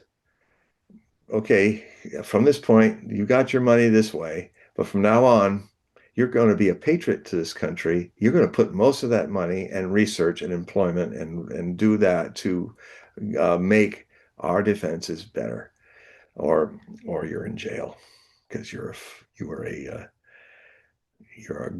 you're no better than a Ukrainian corrupt official. Zelensky, I hear now has hid $1 billion in Billion several banks. Yeah, he's up to 1 billion. I remember when he started at for 400 million. himself. Yeah, yeah.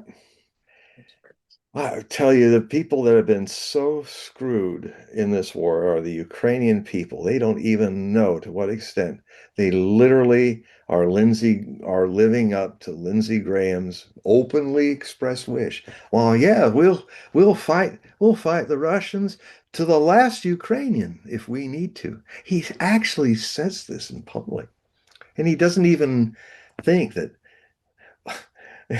So we're just your tool. We're meat. And America doesn't love Ukraine. I think the American government is at least you're just a tool. You have been completely bamboozled. And worse, your people, the Ukraine is losing millions, crippled and wounded in this war. The Russians are not, I because don't think that Zelensky would have a chance in fair elections to be reelected.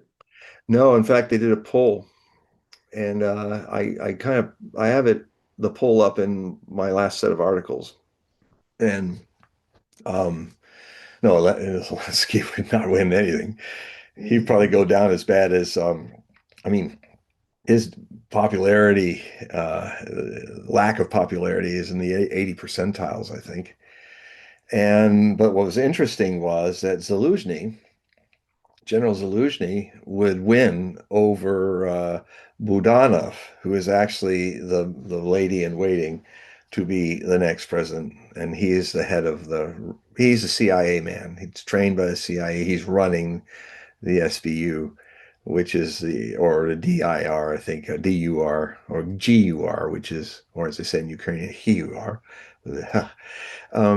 That is the military intelligence, and he's replaced the guy who was the minister of the presidential offices, which is another name for the vice president. So he's been picked as the vice president by the CIA's boy, and Hmm. he's going to be the next Russian president, Ukrainian president.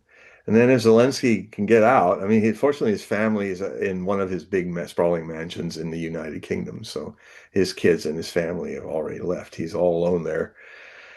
So at least he thought ahead and saved his family. But man, he now Zelensky, in my article, I showed you something you'll never see on mainstream news in England or Europe or in the United States. And it's a true picture before when he was fired as the Russian general and was going off to his exile as the ambassador who can't speak English in Britain. Um, this the commander, the current commander of the right sector National Socialist militia. That's the red and black flag guys.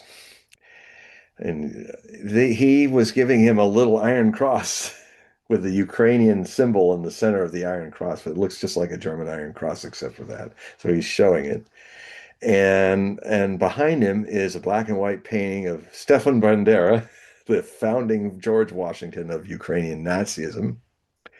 And to the right of him is the red and black flag of right sector, Prattli sector, which are the people that launched the coup with U.S. backing, the very bloody coup, the fascism takeover Ukraine back in 2014. And so, and he's looking with those kind of snake-like eyes. He looks a lot like Goering. He might be his reincarnation. I don't know. He's just looking and he's just saying, yeah. His face is like saying, yeah, I'm with them. He Mm. could be the next president, or maybe he'll take a stint as commanding general and then fulfill a prophecy that he made about himself that he reflected. He said, God, I often am haunted by thinking about the commander of the Finnish forces in the Winter War, 1939, 1940, Mannerheim. And I often think, I wonder with this war, and he was saying this early on, it's one of the reasons why he started to say, hey, we're losing this war in 2023. And he said, I'd hate to have to speak to my soldiers and tell them that what Mannerheim had to when the Soviets beat them. And I'm thinking, there's a chance he might have to make that speech. He might be having a presentiment about it because he might become, after Sirski is dumped, who's called the butcher by most Ukrainians. When he can't take a defensive position, he just throws more people to get killed on it. He's that seems the only way he works. Um, so yeah, so lots of things happening. So we're at that time of the show where we'll have to wrap it up. But before we do, I want to remind the audience in the description we have links. So please click the link. It'll take you to John's website. Sign up for the periodical, and if you'd like, also sign up for a reading. We talked about the readings Yeah. through the broadcast, but if you want to talk about the periodical for Well, the the periodic, the periodic, can't speak today. periodical. Periodical. I should have to do a Gilbert and Sullivan patter to get my voice back. Why without adoration, mad with fascination to indulge in my lamentation, no occasion do I miss. But anyway, uh, so yes, well, the Hogue Prophecy Report is in this new year. It's going to be released more frequently, and I will no longer be doing my epic novel size article waves. I will be applying that prodigious work to new books. Uh, so for people who love the long haul of my work, and a lot of my readers do, you're going to have a lot of books to read from now on. But what I do now is one or two articles frequently. I can't tell you when yet because I'm still learning how to do this and keep all my other ring circuses going. But I just released one. It was there'll be about 16,000 words, 18,000 words maximum, but I'm going to try to reduce that so that I can bring them out more frequently. I mean, here's one thing it could happen. maybe I'm only hours away or days away from launching a overview of Nostradamus's prophecies about Iran and where this is going. So if we're coming to blows, then I will be working next week on one article that will be a nice overview of what I was writing about in Nostradamus, the War with Iran. And hopefully I won't need to do that, but I have a feeling I will be. And so more frequent there. And so when you go to hoagprophecy.com, you'll see free samples of all of my articles. And you will also see a place where you can join up. Uh, and $60 for a to pay online to get a subscription for 12 months. That's only $5 a month. Not a lot of money. Um, but you can also be an automatic payer and subscribe. You go, there's this link I'll give you, and it'll take you to a page which has kind of a pink background. With in the upper corner, you see donate here, and you to click on that button, and it will take you to PayPal, where your options will be easily there for you to take. You know, I prefer that you do it with your credit card rather than do. I don't have a PayPal account for myself privately. I only have a page for my. So if you donate and say, "Hey, get it this way," just use your credit card if you can to get that. And it's all very protected, well and fine. And that's that you will then be receiving a couple times a month, some months three times, some months one. It really, but you will get a lot of fully illustrated PDF files, which I attach to your email that you want me to use, or the email you use to go to PayPal to purchase your subscription. And then we will you'll get the Hogue Prophecy Report. All right, so individuals, the ones that are watching, please click the link in the description and that will go to John's website. Please sign up and help support John's work. He puts in a lot of effort. It's very detailed information, so please help support. And thank you for the support. Yep. Well, we had a pretty good, good showing today. So everyone, thank you for typing in and chatting and listening in on X Spaces. We greatly appreciate it. And we're going to do this again in about 2 weeks or so. So, John, you tell everybody goodbye and have a good night. Goodbye, everybody. 2 weeks from now, it'll be a whole new world. Yeah, maybe, hopefully, we don't glow in the dark. Well, Well, if we go glow in the dark, we'll glow in the dark dancing. maybe. So, so thank you everybody for watching, and I will also be replaying this on the different channels if you want to watch the uh, the premieres and share the links and ask your social media to follow us so we can grow the audience. Thank you And for if you haven't clicked that button, the like button, click it now. yes, Thank you. please click the like button. So thank you for listening and have a nice day.